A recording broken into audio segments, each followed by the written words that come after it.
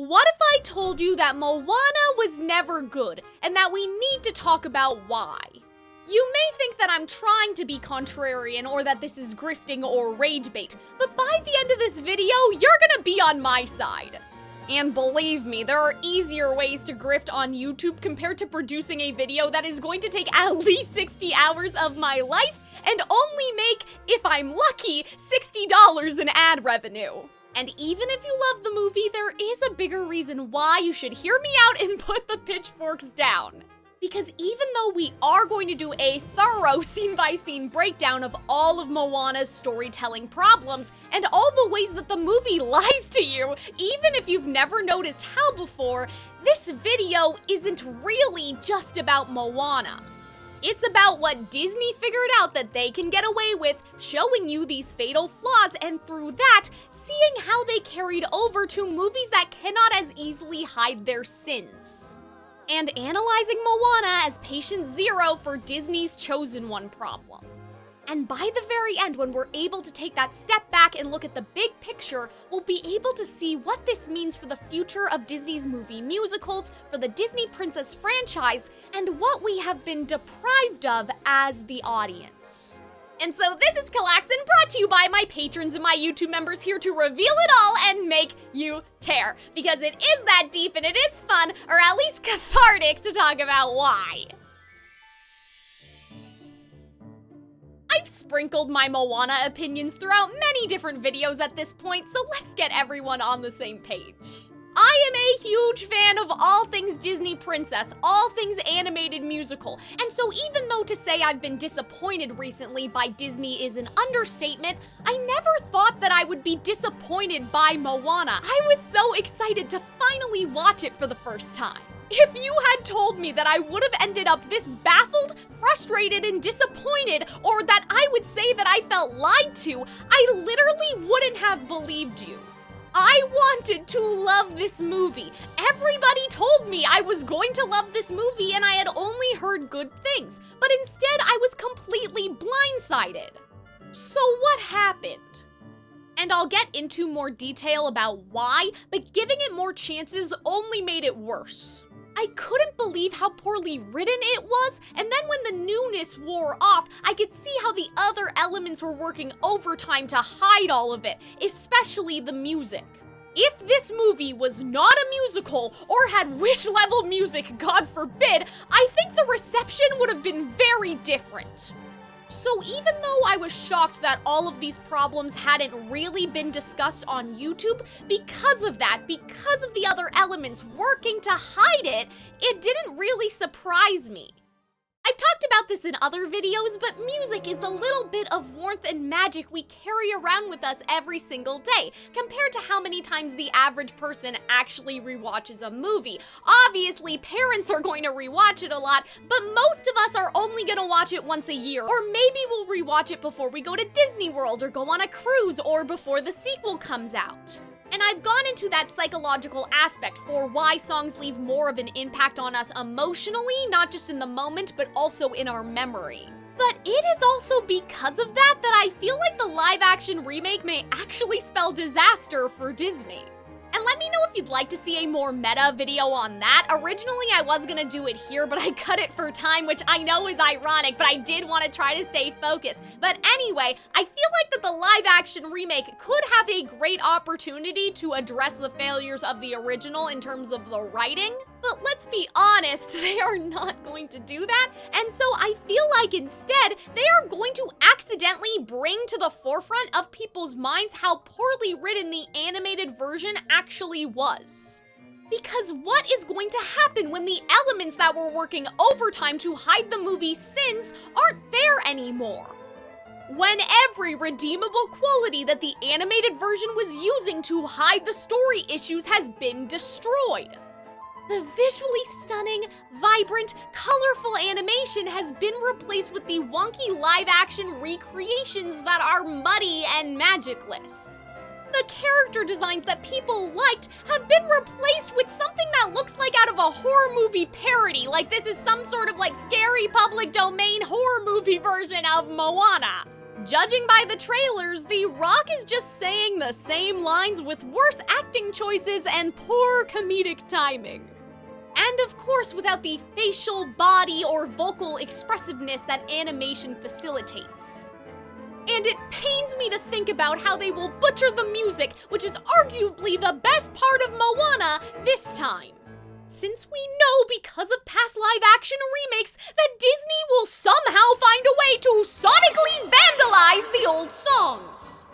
And it'll be damned if they do, damned if they don't in the writing department too. If they rewrite things well, which again I doubt will happen, it'll just make how the animated movie failed more noticeable.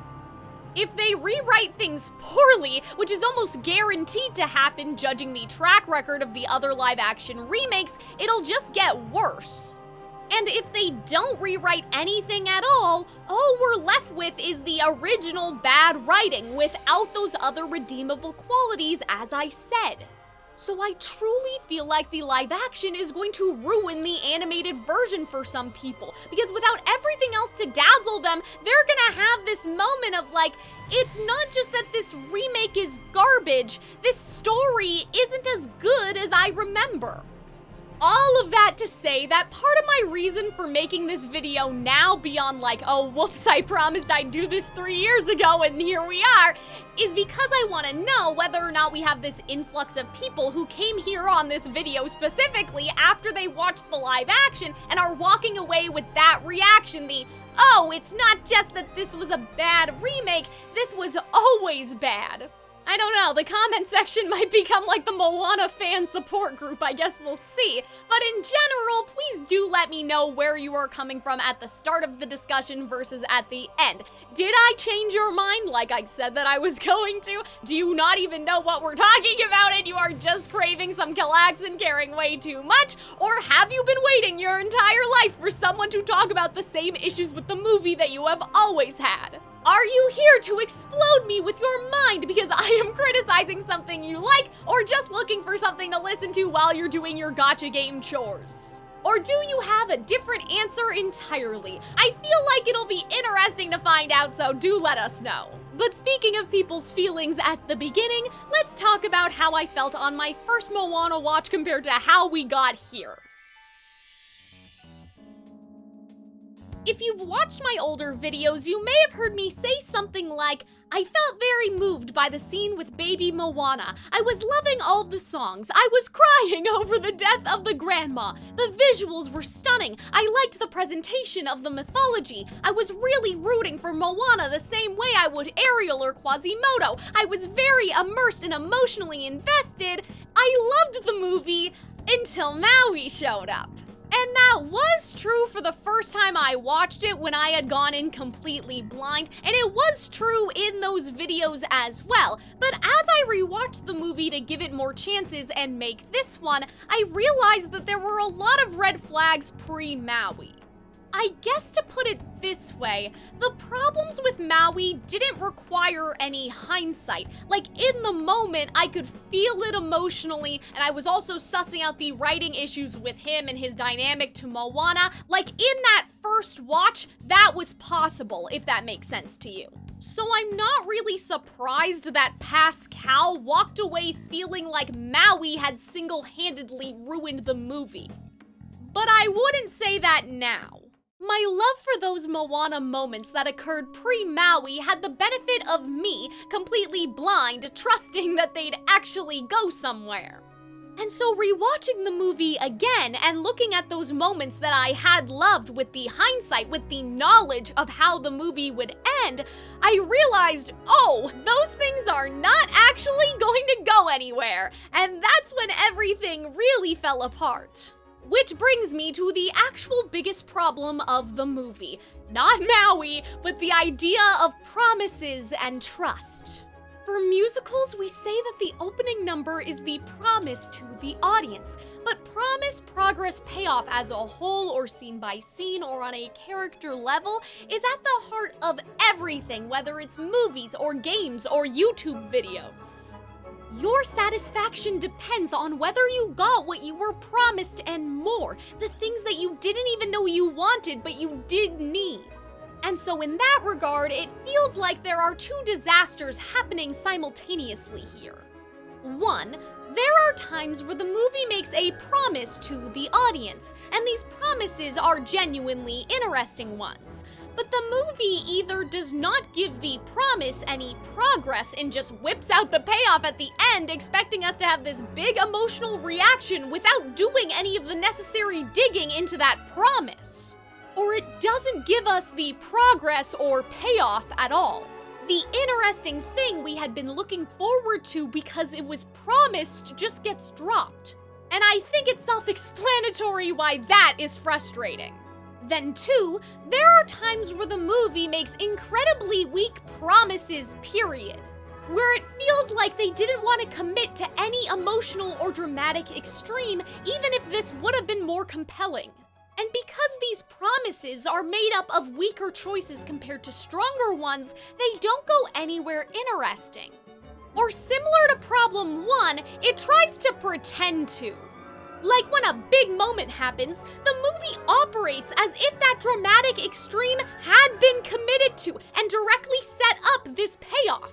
Which made me feel crazy and gaslit, to be honest with you, because it literally didn't! What are we even talking about?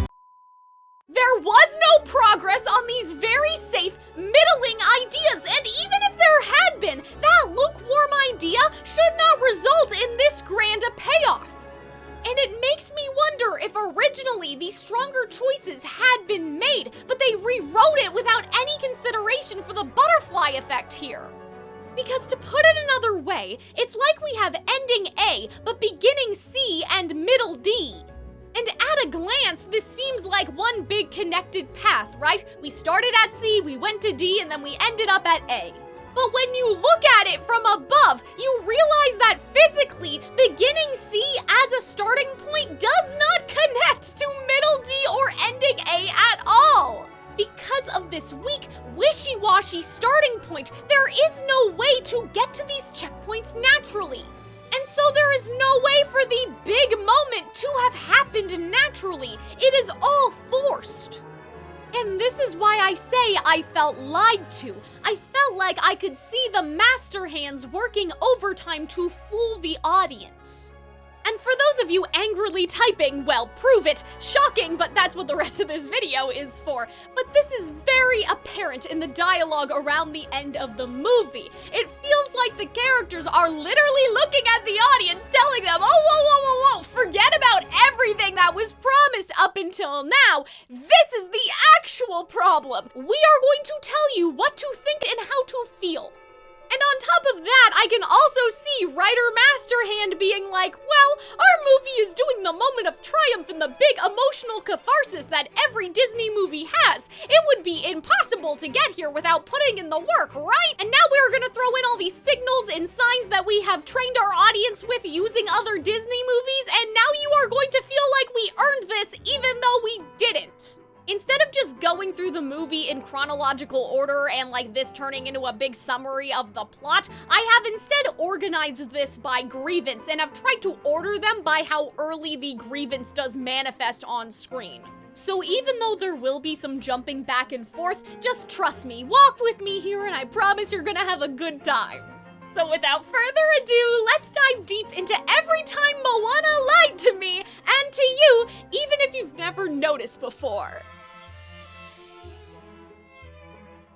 We see Moana at different ages getting dragged away from the ocean, primarily by her father, but her mother is also there. The whole song is about how they are happy with the status quo and how she must find happiness where she is. That the village is all she needs. The opening number is the first promise to the audience and makes us go, well, clearly this is the conflict, and Moana cannot find happiness where she is like everyone else. Similar to how in, say, Mulan, they go, and watch girls with good taste. Obedient to work fast-paced with good breed and a tiny movement. You will bring out to us all. We all assert our emperor who guides us from the wrongs. Unpack my very hearts and fulfill my very songs. Or, our children brings us family, great honor in one way. By striking a good match. The promise the song is making is, oh, wait a second, we are going to challenge this philosophy and this status quo. So basically, Mulan's opening number goes, "This is the only way a woman can bring honor to her family." And we as the audience understand that this is the antagonistic thesis, and that this will be challenged by Mulan. Mulan has to challenge it because this antagonistic thesis or philosophy will continue to interfere with her happily ever after. As long as she is oppressed by this status quo, she will never fulfill her super objective and she will never be happy. The opening number for Moana goes, "You will be happy if you accept the role you were born into versus wanting for more. You must conform and stick to the status quo like everyone else. We don't need new ways of thinking, this is all we need. To stay in this stasis where nothing ever changes." We expect that Moana will have to challenge it for the exact same reasons as Mulan, because otherwise she will never fulfill her super objective and she will never be happy. It is the oppression by this force or philosophy before we even see a personification of it that makes the protagonist a victim within Disney's victim/villain dynamic. But we'll talk more about this concept later. But this is why the promises of the opening number and the status quo are so important. It's not just about introducing the world or the characters, it is the foundation for literally everything. And to me, the idea that this would be the conflict was hammered in hard by the village people saying that the chief's mom is crazy, treating her as such, her knowing about it and watching how she becomes isolated from them. So it's more than, "Oh, little Moana isn't very happy." We see how the chief's mom is not shielded from judgment just because of her proximity to power and her status as an elder. In my mind, I felt like we were setting up for a Moana tries to pretend to be happy and normal for her parents, but she's not. She relates more to grandma, but she doesn't want to be treated like her grandma, and so she conforms and she goes along with the herd, so to speak. And this felt like such a strong opening, but then they completely undermine it.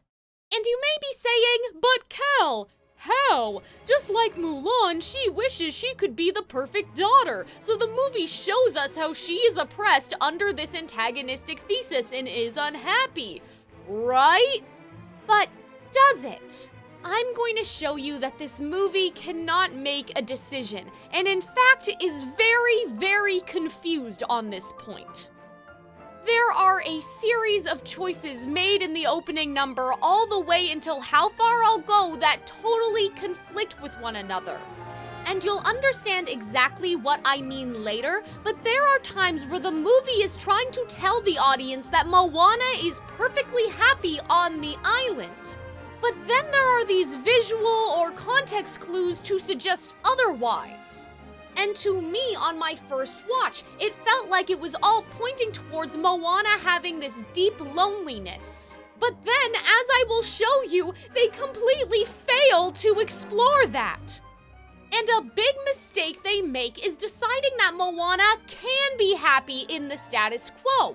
Whereas remember, again, Mulan and characters like Ariel or Quasimodo will be miserable for the rest of their lives in the status quo. That is what makes them a victim, and that is what makes us root for them. And I can already foresee some people having this argument of, "But Moana wouldn't have been happy when the island gets destroyed by the darkness." But that is stupid, and it completely misses the point. That is people thinking just because CinemaSins couldn't ding it that means that it's okay. For a character like Mulan, even if there had been no war, she still would have been miserable. Stopping something from happening is about what you don't want, not about what you want. Stopping the darkness is not a super objective, that is a goal. The calamity should give her the opportunity to fulfill her super objective like it does for other Disney characters. But as you'll see, the movie makes no decision about what Moana wants. Or what her dreams actually are. And what I find very frustrating is that Word of God will confirm that she was genuinely happy here.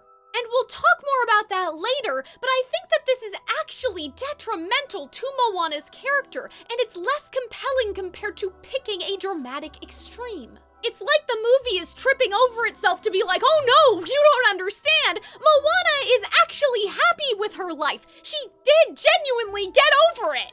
We'll talk more about the relationship between the Calamity and the Chosen One problem, but the Calamity is intertwined with the status quo / super objective issue. In the case of Moana, because they wanted her to be happy with her life, they end up replacing what used to be the character's deepest desires and darkest fears and that vulnerability with just solving that calamity and having that drive them instead. And through this, we see the pattern emerging. The status quo never commits to a dramatic extreme, which ends up hurting the villain because often, especially in Disney movies, it's not like, oh my gosh, we're so happy, but then the villain came in and ruined everything. It's that things are kinda already shitty, right? Especially if we think of Aladdin, Belle, and Ariel, and the villain is either the one that is creating that status quo, or they are operating as a personification of the antagonistic force to oppress the characters under that status quo. Like, yeah, things will get worse for characters like Mulan and Belle, etc., but they already were not great. And as an example, in Beauty and the Beast, the antagonistic force is society, but then that is enforced by Gaston as the villain.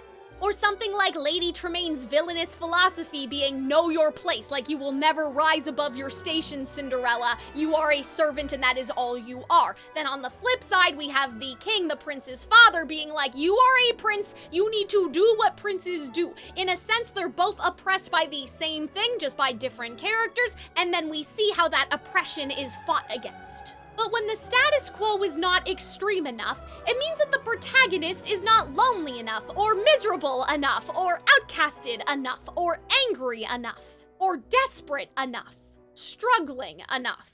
Which means we never get the vulnerability that we need or a reason to care.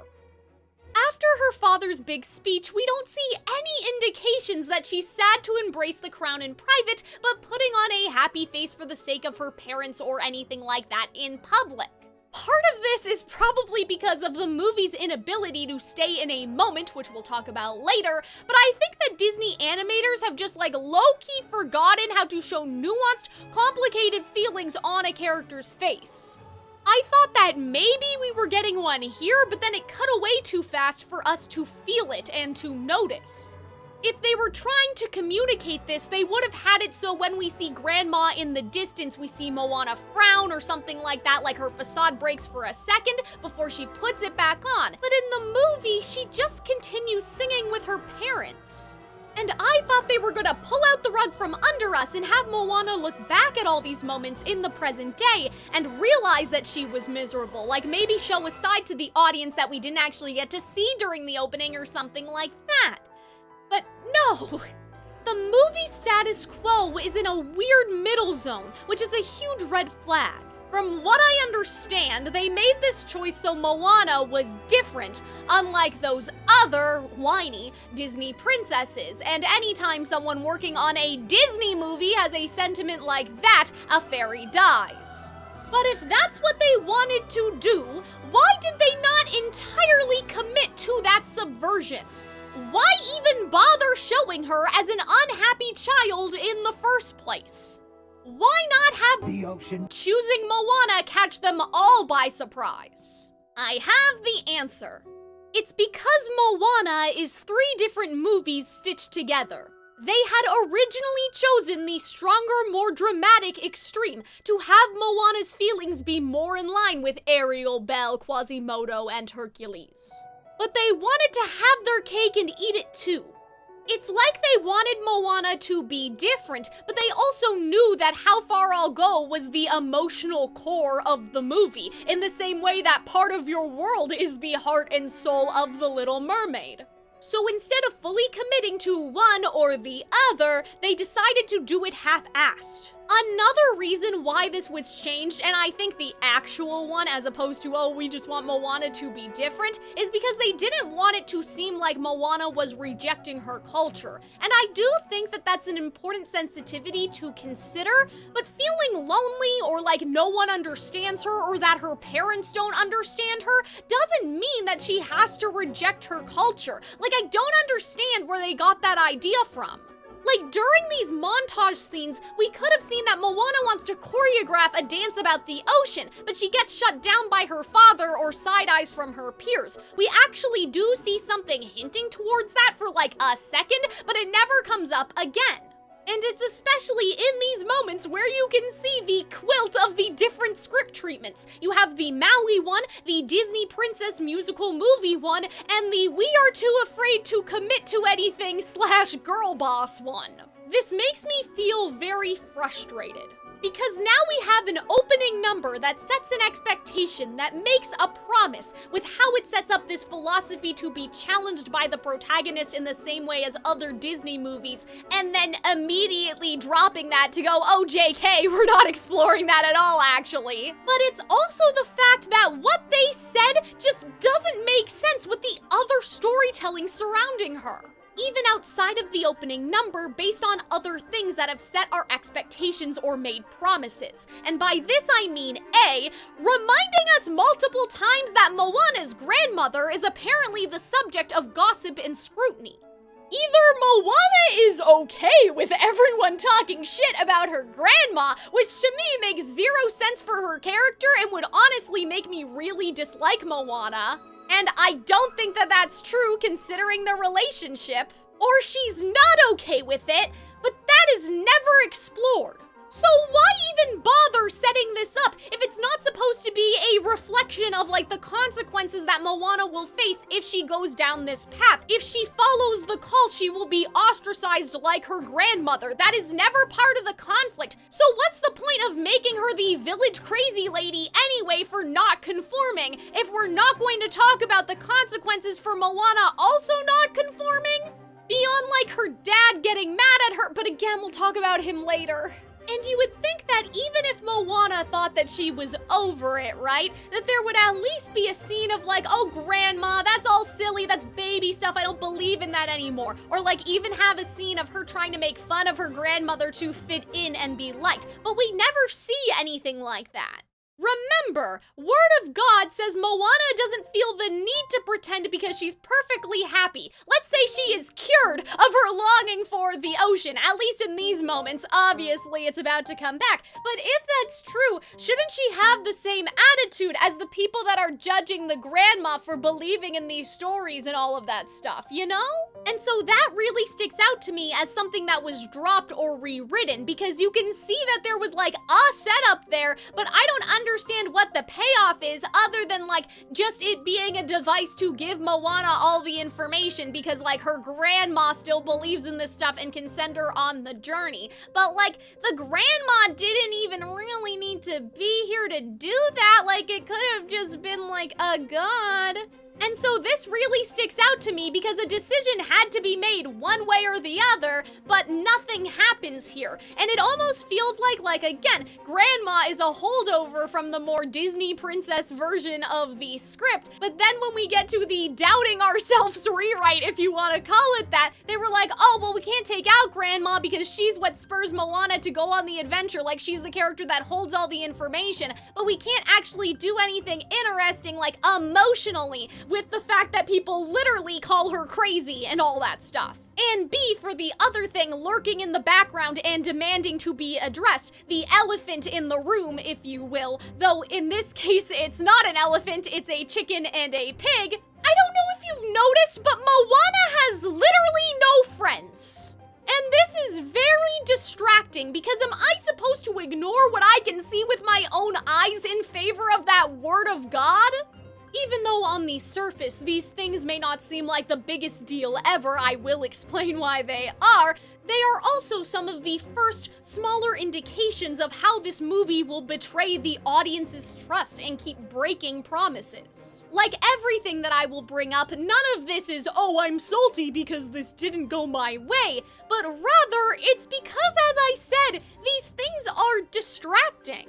It is in the movie's best interest to understand the conventions of the Disney princess musical movie, or musicals in general, and not tease that we are going to places that we are not going to. And even though we start to see the broken promises in the opening number and also with Grandma, I think the clearest example of this is with Moana's animal sidekicks.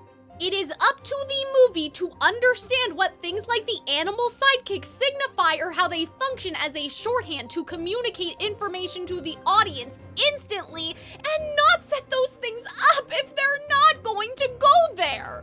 This may be another instance of Disney just copying tropes without understanding them, as we talked about before, and I do actually want to make a sidekick video, but to make a long story short, the lead will typically either have inanimate object companions or animal sidekicks because they cannot make human friends. Abu is Aladdin's only friend. Ariel has 6 sisters, and not a single one shares her rebellious nature, even to a point. And that really fucking sucks for Ariel. Like, imagine having 6 sisters and none of them will even, like, you know, not even in the human world, but they just won't go on an adventure with you. Like Pocahontas and her friend, for example, who does humor her to a point. Belle has no one she can really talk to. Quasimodo is hallucinating. You get the idea. If the opening is the promise to the audience, with all of this context, plus like these 3 little kids being scared when she's excited to show off this ocean stuff and like all the other things that we talked about, the opening promises, oh, this isn't gonna be true. There's clearly going to be a big revelation later where she reveals this Ariel or Quasimodo adjacent loneliness. Like, maybe they're going to give Moana a lot of friends, like I said earlier, but they're gonna make Moana loudly say her grandma is crazy, only for her to realize how hurtful she's being and that this isn't her. Maybe they're gonna go for everyone is just nice to her because she's the chief's daughter, but behind her back they think she's a weirdo. She wants friends that love her for her. You could almost also think of it as whittling down options. Like, the more context you get, the less places that the movie is likely to go, you know what I mean? And then as soon as I saw the animals, I was thinking like, oh, well, now that they've introduced that, I understand. They're gonna reveal that she's unhappy because she has no friends. I was thinking, this is clearly where Maui comes in. He is going to be the one person who understands her because, as we already established, Moana has no friends, and the only person she relates to is the village crazy lady. Clearly, this is going to be a problem, and Maui's going to be the one to relate to her. No! If only I fucking knew. And what really gets me is that there is still a way to make this work. Like, instead of having an outcast like Belle, if you really want her to be different than the other Disney princesses, you just swing the other way with Moana, where she is just too willing to go along with whatever her parents or the people in her village think right or normal, even if it means distancing herself or making fun of her own grandma. Like, you see her with a gaggle of friends, and she is pressured to do this because the key to being happy is conforming, and she wants to be happy. Like, I wouldn't go as far to say that Moana would be a bully in that situation, but we haven't really had, like, a popular girl princess, and so even if they wanted it to be different, that's how they could make it different. But the reason why I'm going so hard on this animal companion thing is because even though I think this weird middle zone is the weakest choice they could have possibly made, at least I would have found it to be a little more believable. Because then we could have pivoted into, I have this wonderful life, I'm surrounded by friends, my family, they're so proud of me, yet I still feel empty, like this piece of me is missing and I need to find it, and they just don't understand this pull and obsession. They don't understand why I can't just be happy here despite all I have. But like, Moana doesn't really have it all. So forgive me if I thought that Moana not having any other friends other than the animals or only hanging out with her weird grandma would be important for present day.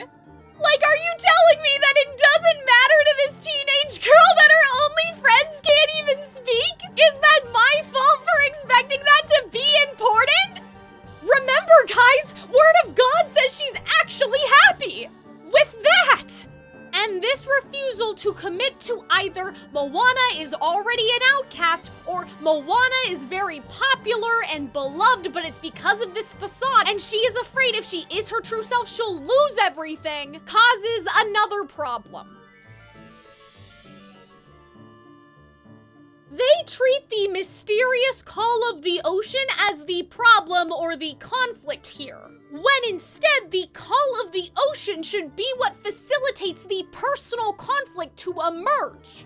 Like, the conflict shouldn't be the call of the ocean, it should be the call of the ocean is making me realize that my father's love is conditional, or whatever we decide to do, making me realize that I'm actually really lonely. But the movie doesn't want to go there. But How Far I'll Go still does want to go there, and that makes it not really make any sense anymore. Again, you can see the other versions of the movie just buried underneath somewhere, where Moana imagines that there's a person on the other side of that call that will accept her in a way that others have not. Or at least, again, for our outcast Moana, that she wishes that these feelings would go away because maybe if she wasn't this way, if she didn't have this thing that she just can't control, she would be able to be normal and people would like her and her father wouldn't be mad at her. But because of this really weird rewrite, because Moana is perfectly happy here and doesn't care that her only friend is a chicken, How Far I'll Go doesn't even make a lot of sense anymore. Lyrics like, "I wish I could be the perfect daughter" would hit harder if after years and years of Moana trying to maintain this facade, to force it, to will it into existence and make her lies true, she just can't take it anymore. It points to a personal motivation, whether it's to be understood, to be loved, whatever, but they have taken all of that out in favor of the calamity during the scenes. Basically, the song is screaming, I've been lying to myself. I've been trying to be the perfect daughter, but I can't. It's just not who I am. I wish I could be normal, but I can't. Something like Mulan, right? But in these scenes, they are trying to tell us that Moana is actually happy and normal. And it just makes me feel insane. And the thing is, the destiny and the super objective can be written together. There is a way to make them compatible with one another, and we know this because we have Hercules. So they didn't need to strip away the personal angle in favor of the destiny angle. They could have had both. But now it's kind of like Schrodinger's super objective because somehow we have both but also neither. Outside of How Far I'll Go, they completely ignore her personal motivation, whether it's to be understood, to be loved, whatever, and they have ripped it all out in favor of just focusing on the calamity. But the calamity does not matter. We do not care about seeing the character save the world. We care about seeing the character become the person who can save the world. And why that character has a vested interest in saving the world personally, as opposed to, oh, we're just doing it because it's a good thing to do and otherwise people will die. And through saving the world, the character is typically saving themselves as well. From some tragic fate.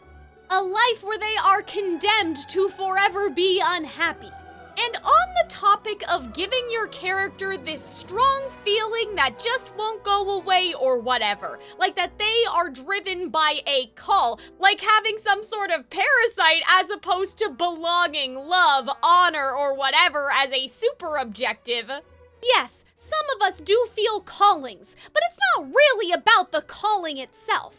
It's about what will happen to you when you follow it. And even with that, there is still a way to do both. Like, I feel like that YouTube is my calling, you know? I need to make videos the same way that I need to breathe. I've said it before. But there is still another layer to that. It's wanting to cultivate the community that I never got to have, and through that, make a place where I belong, but also you guys feel belonging, you know what I mean? We can have it all. We can have destiny and the super objective.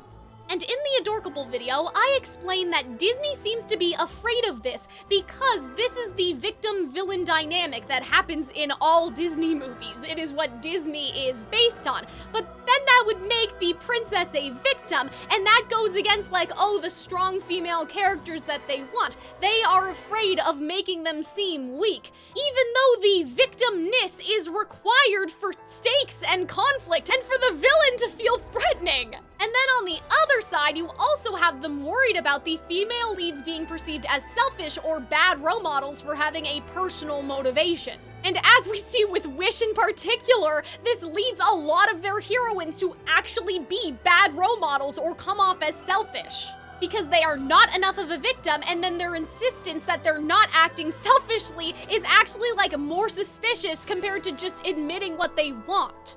And then some of them turn into bad role models because their behavior is swept under the rug and never addressed, the movie deciding that everyone else was wrong except for them, despite what we have seen with our own eyes.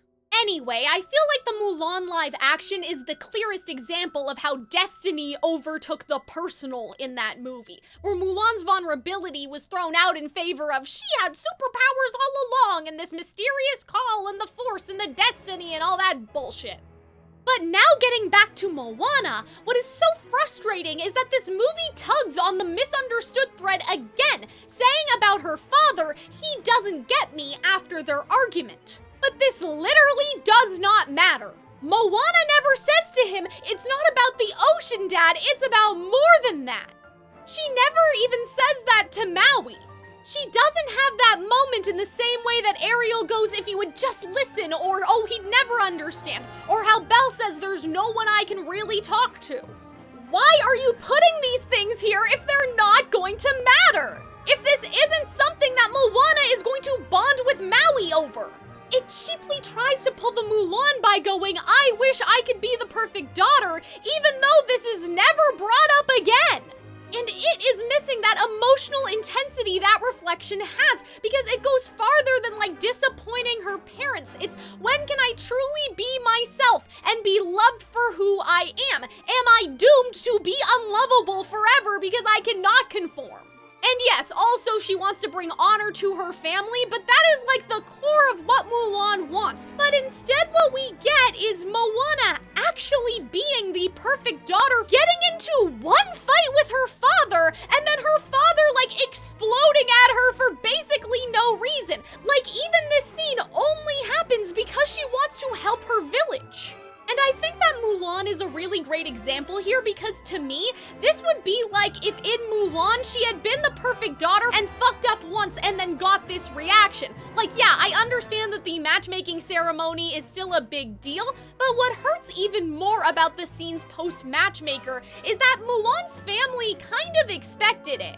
Like, that's why Grandma threw in the lucky cricket. They were extremely stressed. It's almost like they were expecting that she would fail. And so it's a shocked but not surprised sort of thing, because it is implied that Mulan has always sort of been trouble. Even at the beginning of the movie, instead of just doing her chores, she tries to take a shortcut almost by having the dog do it in this whole system, right? Very intelligent, and it tells us something about her character, but it's very relatable to us and even to the parents, because that's the type of thing like parents scratch their head about that sort of thing all the time, right? Like, why won't you just do this the way that I taught you to, and that sort of thing.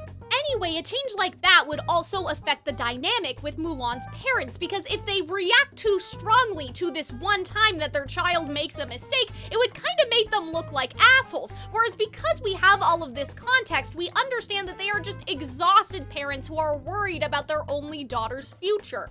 And it would also suck all the emotion out of Mulan's song, because my entire life is a much more dramatic extreme than this is how I feel today because I made a mistake and we got into an argument.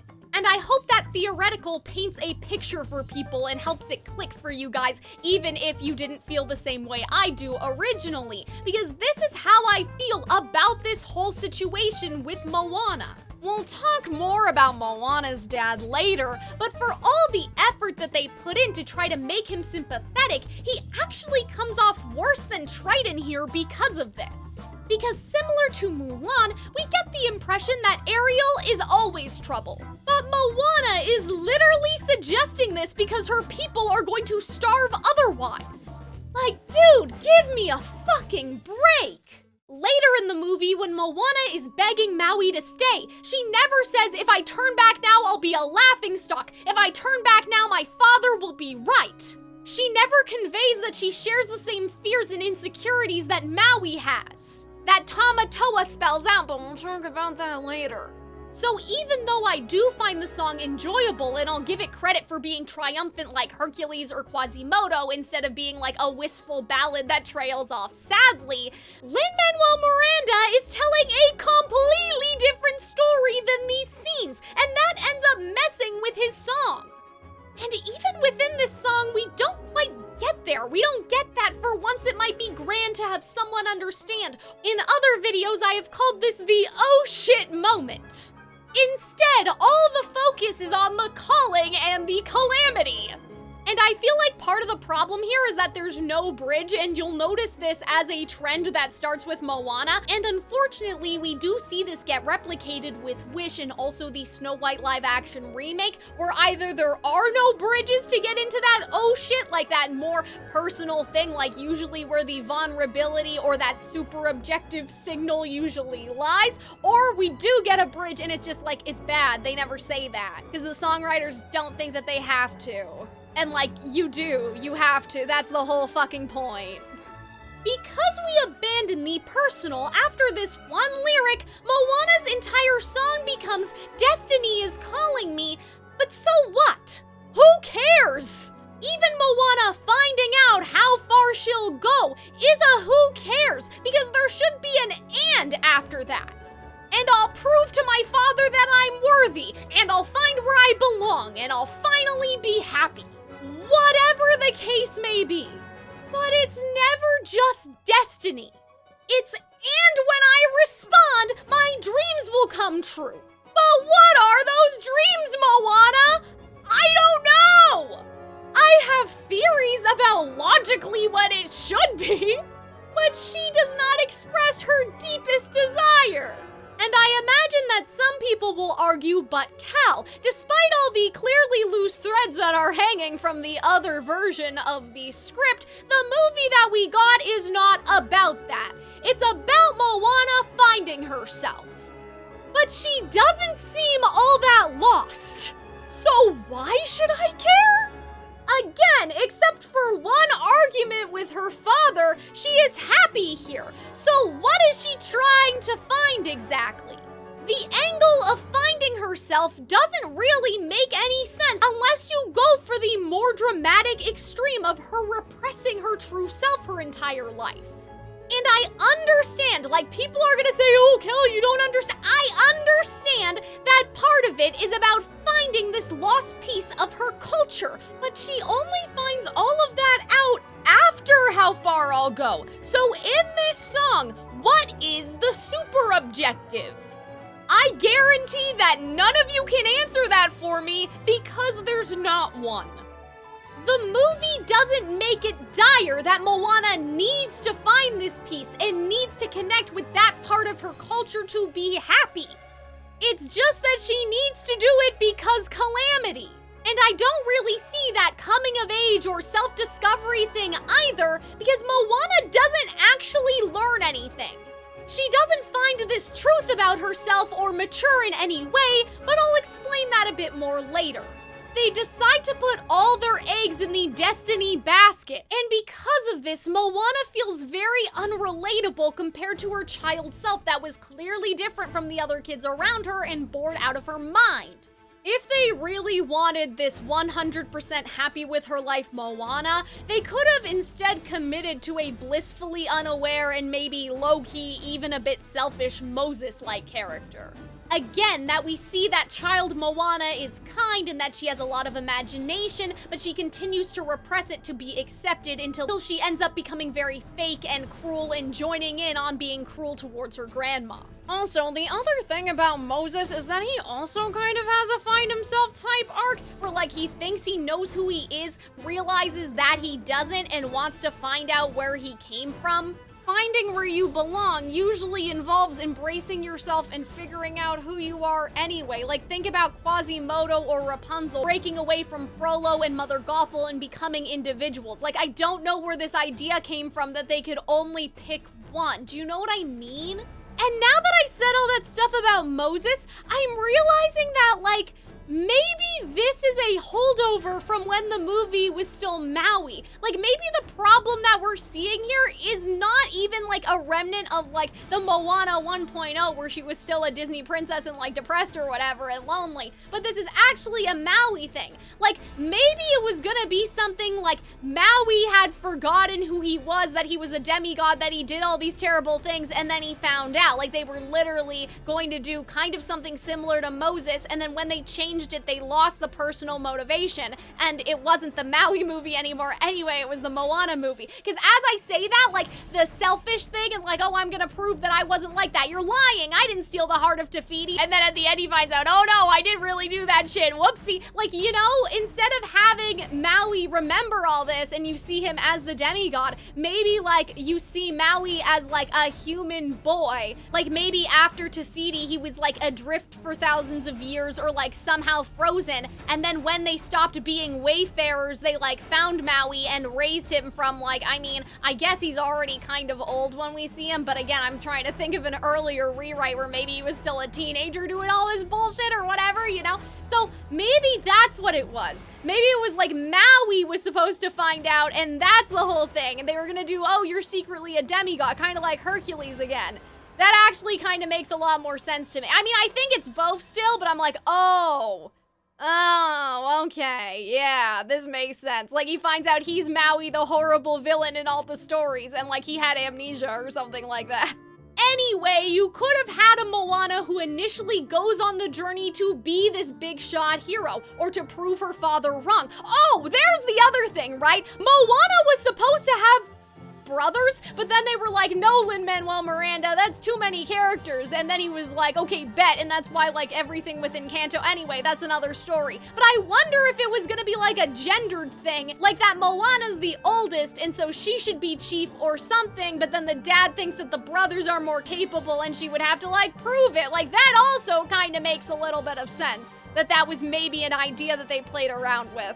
Anyway, maybe she has that I know better type spite. No one's gonna do anything. My 12 brothers are useless, so I'm gonna go, you know, sail the sea and save the world, and I'm gonna prove them wrong. And then she would develop heroic traits from there. Or maybe, like I already said, her father decides that she will never be chief because of her ocean obsession, and this is her gambit to kind of win it back. You could also have a Moana who feels like she owes it to her grandma. Like, oh, it was my grandma's dying wish to go out there and save the world. This is something else that I kind of thought they may have been going for, but Moana does not talk about this with Maui at all. So who knows?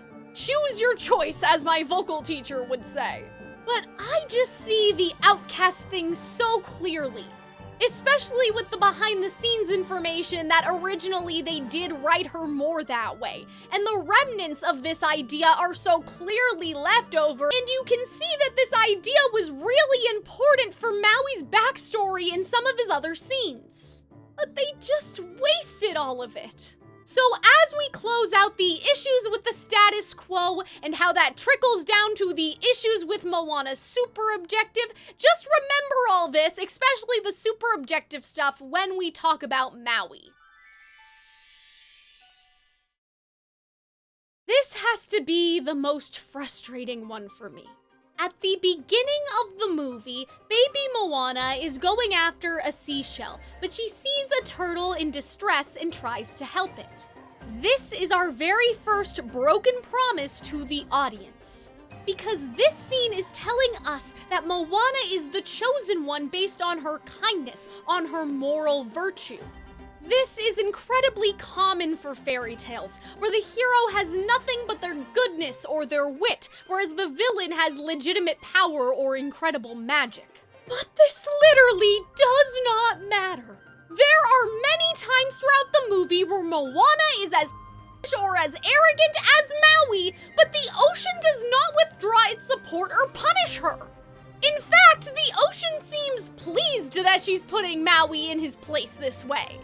In the scene before the big fight, Moana does realize that Te Fiti is weak to water, and I like this idea even though there is a problem with this that we'll talk about later, but where things really fall apart is Moana letting Maui take a lot of the risk without any consideration for his safety.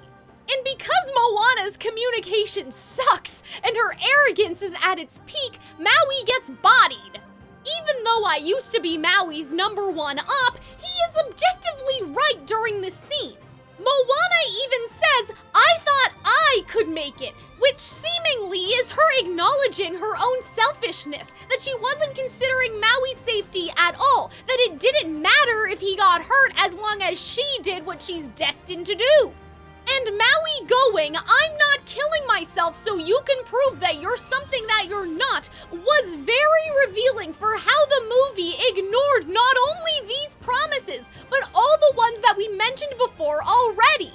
Is this not the time for Moana to express that she's trying to be the hero because she wants someone, her father, to love her? Is this not so clearly the time where Moana goes, "I just wanted someone to love me," the same way that you wanted someone to love you so badly that you did all these things for the humans and you ended up stealing the heart? Just like you wanted to prove you were worthy after your parents just discarded you, I wanted to prove to my father that I was worth something. Why wouldn't she say that? What is the point of just reiterating destiny in her grandma's words over and over again? That's not vulnerable, it's not personal, it's again just trying to stop that calamity. And so there's no sympathy for Moana here. It really comes off as like, "Fuck you, got mine," almost like she was just using Maui the entire time and she doesn't actually care about what happens to him. And I'm sure you're starting to see why I ordered the script the way that I did, because this connects to the erasure of a super objective. There is no personal reason for her to be here other than the ocean told me I was special, and so she can't bond with Maui that way. And she doesn't even have a breakdown that connects with the point that the movie is going to trick us into believing in a couple seconds with the grandma's very questionable lesson and moral, but put a pin in that because that needs a bigger discussion. But like, she could have even gone, "You think I wanted to do this? You think I wanted to leave my home? I'm being told that I'm the only one who can save the entire world," or whatever. But this isn't about that, so it's not about anything. It's not about her being desperate for validation or love or even the pressure getting to her and that pushing her to do reckless things because she doesn't want to be seen as a failure. It's just so nothing. She's just getting high off her own supply and we never find out that deeper reason why. She never has that moment of vulnerability with Maui, and so as the audience, we don't get that either.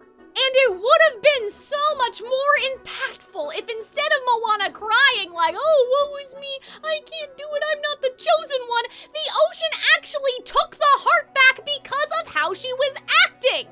That the ocean decided she was no longer worthy because she had lost the virtue that it chose her because of in the very first place, her kindness. And this is why I say I walked away baffled, because it is just baffling that this wasn't the choice. It is the obvious thing to do.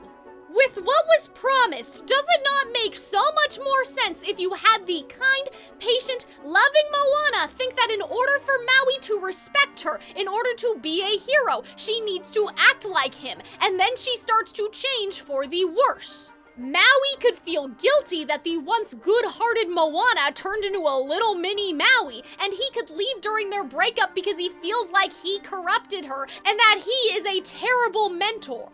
Given how they low-key accidentally wrote Moana's father to instantly turn on her despite the fact she's been behaving perfectly, they could have even done that Moana has been turning into her father, and she realizes that she and Maui need to be equals, not that she sees herself as above him. And this ends up butchering the theme of the movie and making the scene with the grandma make no sense, because instead of the grandma calling out Moana for her mistakes and going, "Moana, you have forgotten who you are. Remember, you are a kind girl. You have empathy, you have patience, you have love in your heart, whatever," they go, "Oh, you were perfect the entire time, and I put too much burden on you? When the fuck was that ever the problem?" What are we even talking about? It should have been Moana realizing that the hero the world needs right now is the kind one, and her treatment of Maui goes against who she really is. That she knows how it feels to be unwanted and alone, or to feel the constant need to prove yourself, and that she needs to be better to Maui. And that the only reason that this happened in the first place was because Maui was hurt that way, and that he did exactly the same thing that Moana is doing now. The cycle is going to repeat itself, but she needs to be the one to break it. But they completely disregard the chosen one because of moral virtue promise in the opening scene to just having it be the chosen one, like a superhero film, where this is the way things are because the universe said so.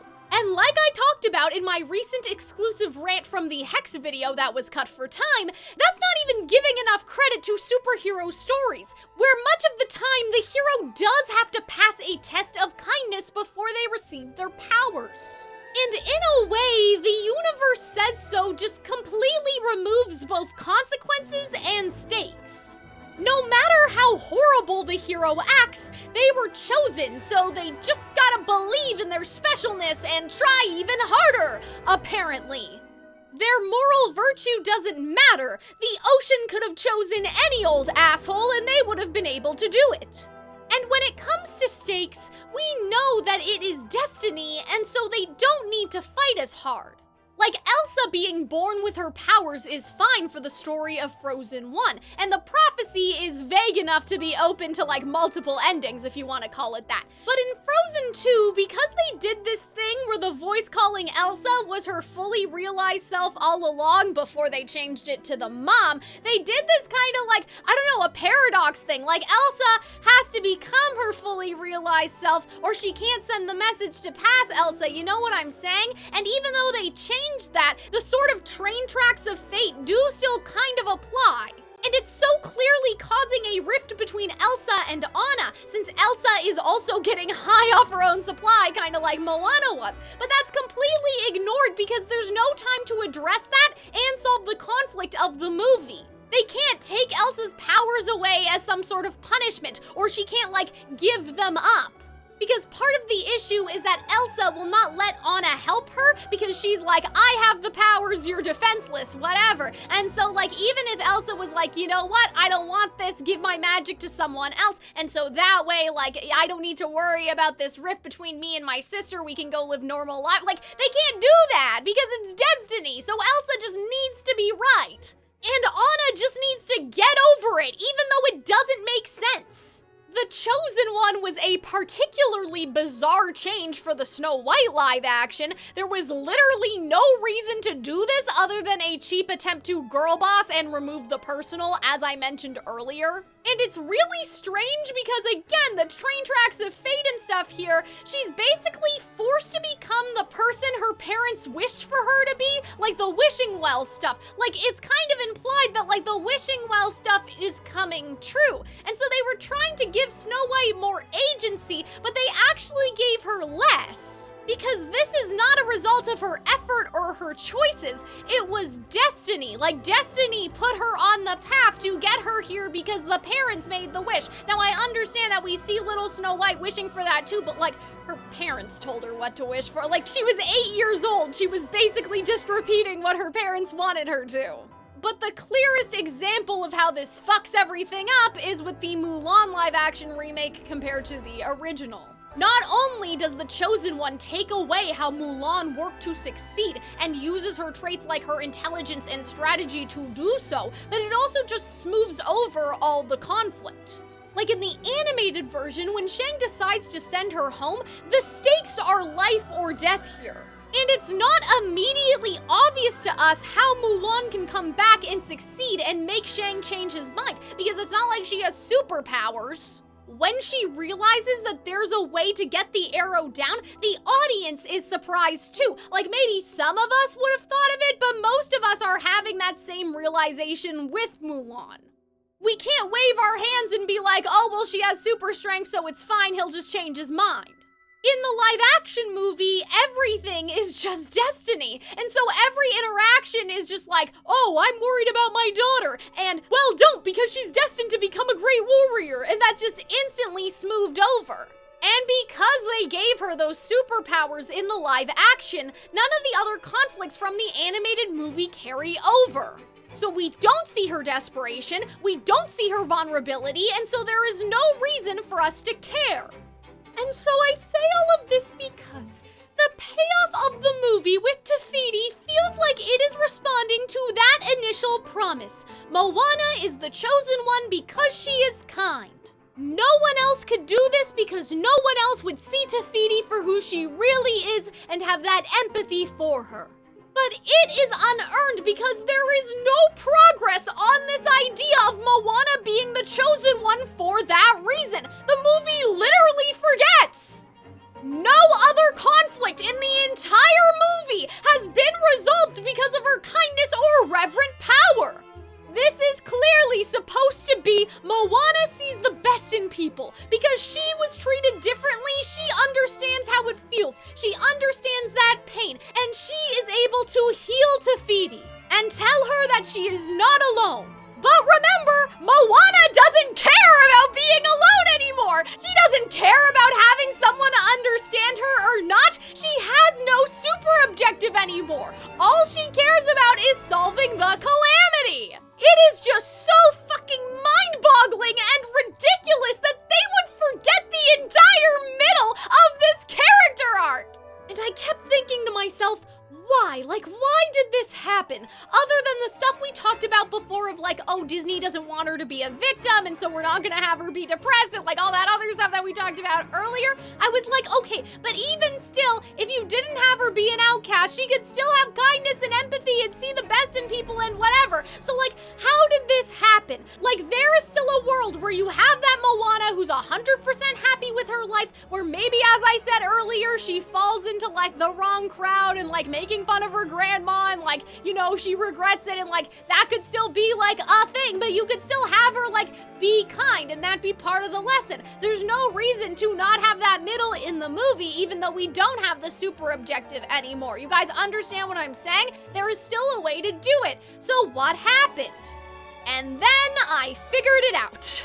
I've talked about this in a few videos a little bit, but we will also get into this more in the Disney leading man video, hopefully someday, I pray. But when we have a case of duo partners, like say Flynn Rider and Rapunzel, how their competencies are supposed to function is that one makes up for what the other lacks. And so Rapunzel sees the best in people, right? Like say the thugs at the tavern and all of that stuff, and like that's her skill set. That's the tool that she has in her toolbox, and like without her, Flynn Rider wouldn't have gotten out of that situation. You see what I'm saying? So most Disney princesses have reverent power, and then the princes have like expert legitimate. It depends on which movie we're talking about. Ariel has expert power and Eric does as well, but their expert powers are different, and so they are still compatible with one another. But you do that not just to avoid like redundancy, but to show like, oh, these people need each other. They don't just want to be around each other, they literally complete each other, you know what I'm saying? So let me cook. Clearly Moana was supposed to have that reverent power, that kindness, the same way as other Disney princesses.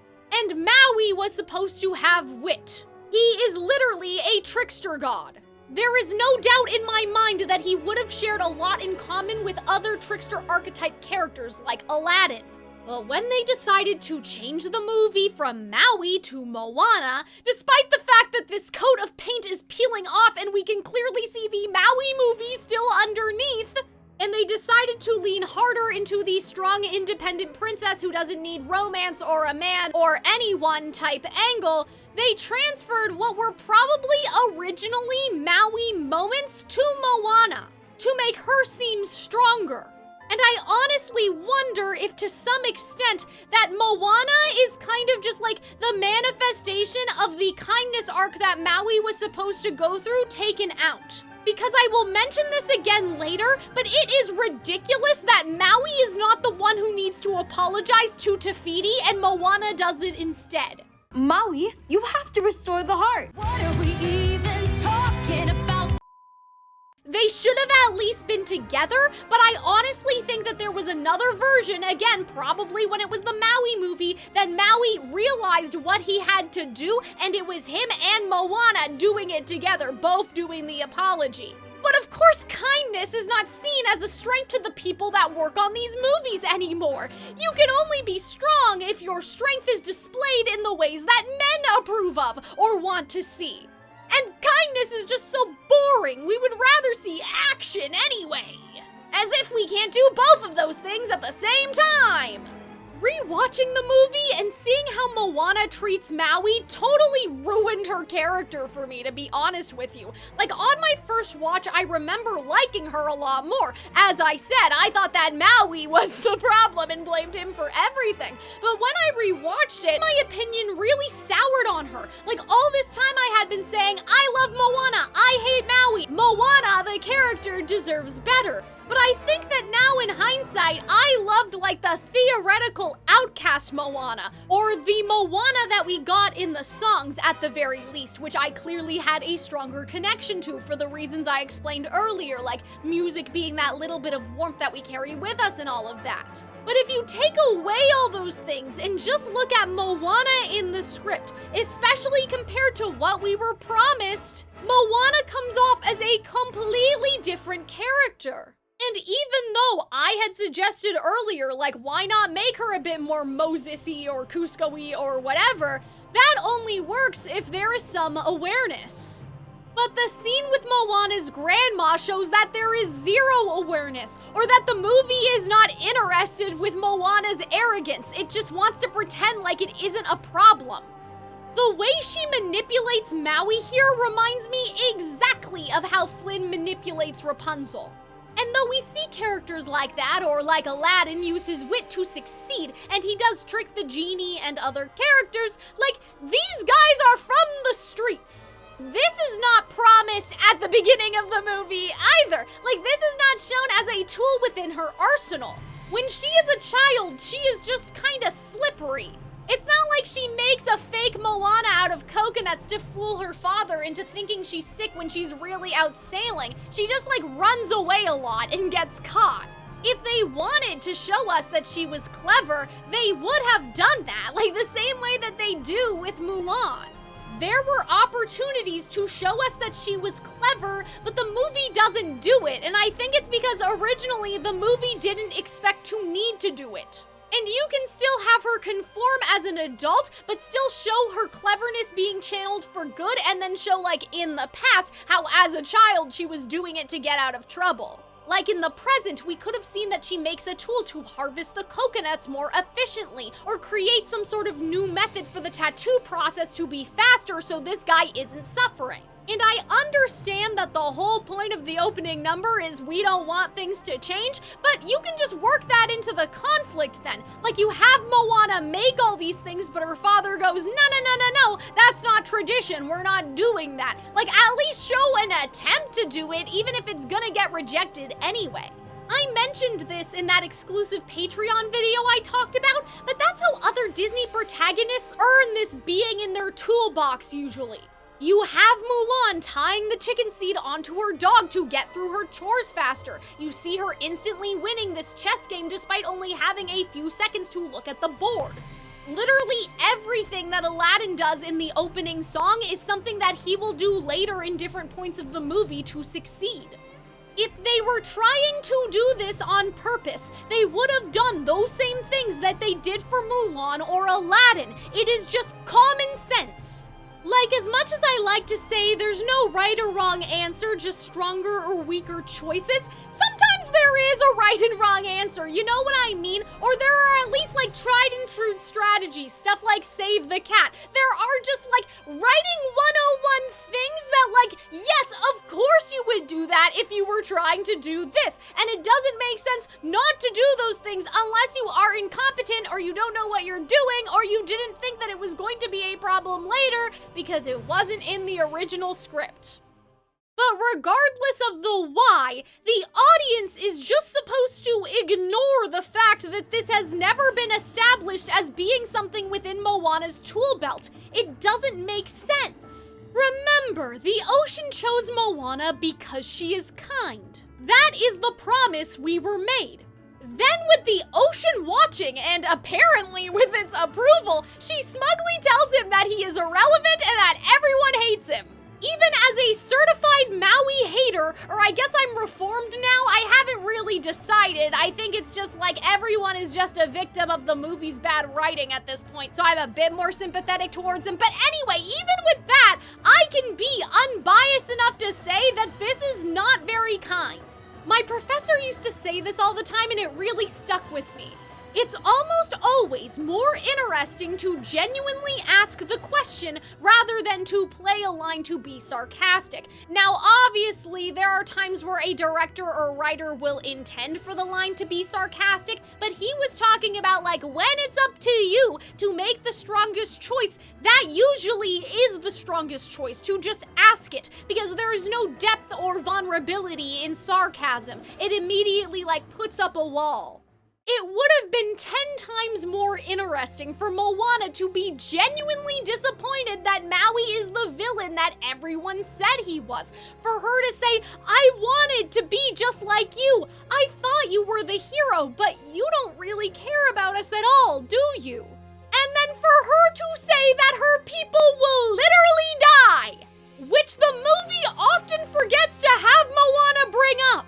And the crazy part is that during my research, I did see mention of a version of the script where Moana was a big Maui fangirl, but they changed it. But that fangirl Moana, who didn't believe that Maui was the villain everyone said he was, only to find out that there is truth in that and becomes very disillusioned and disheartened and hurt as a result, and that display of emotion pulling on Maui's heartstrings and getting him to get his shit together is a lot more compelling compared to this. But I guess it's more girl boss for Moana to manipulate Maui. And then she does the same ego flattery for Tamatoa and creates the fake heart to outsmart him. And again, these choices could work with some effort to make them make sense, but it feels like that they're either copying better Disney movies without understanding why characters like Mulan or Aladdin are able to do these things, or that these things were just Maui things, and they just gave them to Moana. What if Tamatoa's lair has a bunch of sea creatures in it? That he is literally wearing other brighter creatures, like it's not just like physical objects. Then you can have Moana's kindness contribute. She is saving the sea creatures and then we leave the sort of trickery to Maui. And doesn't it make more sense for Maui to do the fake ego flattering? Like, I know that technically they like fought or something or whatever, but can't you have Maui be like, oh, Tamatoa, I was so arrogant back then, I've learned the error of my ways, you know, I'm shiny just like you, just like how Tamatoa says that in the song. He does like Maui's tattoos, right? And so you can have it actually matter. Maybe Maui even does the we don't have time, but Moana just can't abandon these sea creatures. It's just like the turtle at the beginning of the movie. But as Moana frees the creatures, Tamatoa becomes more distracted, which makes it easier for them to give him a fake heart. And then we can see how Moana and Maui actually complete each other as a hero duo. And this isn't just a problem for the reasons I've already discussed or things that we'll circle back to later, but it just gives Moana a really bizarre skill set. She has all this strategy and wit and manipulation completely out of nowhere, but then sometimes she is also really stupid. Then her kindness is completely out the window, as we said. But then because they can't make Maui completely useless, Moana has to be incompetent when it comes to wayfinding.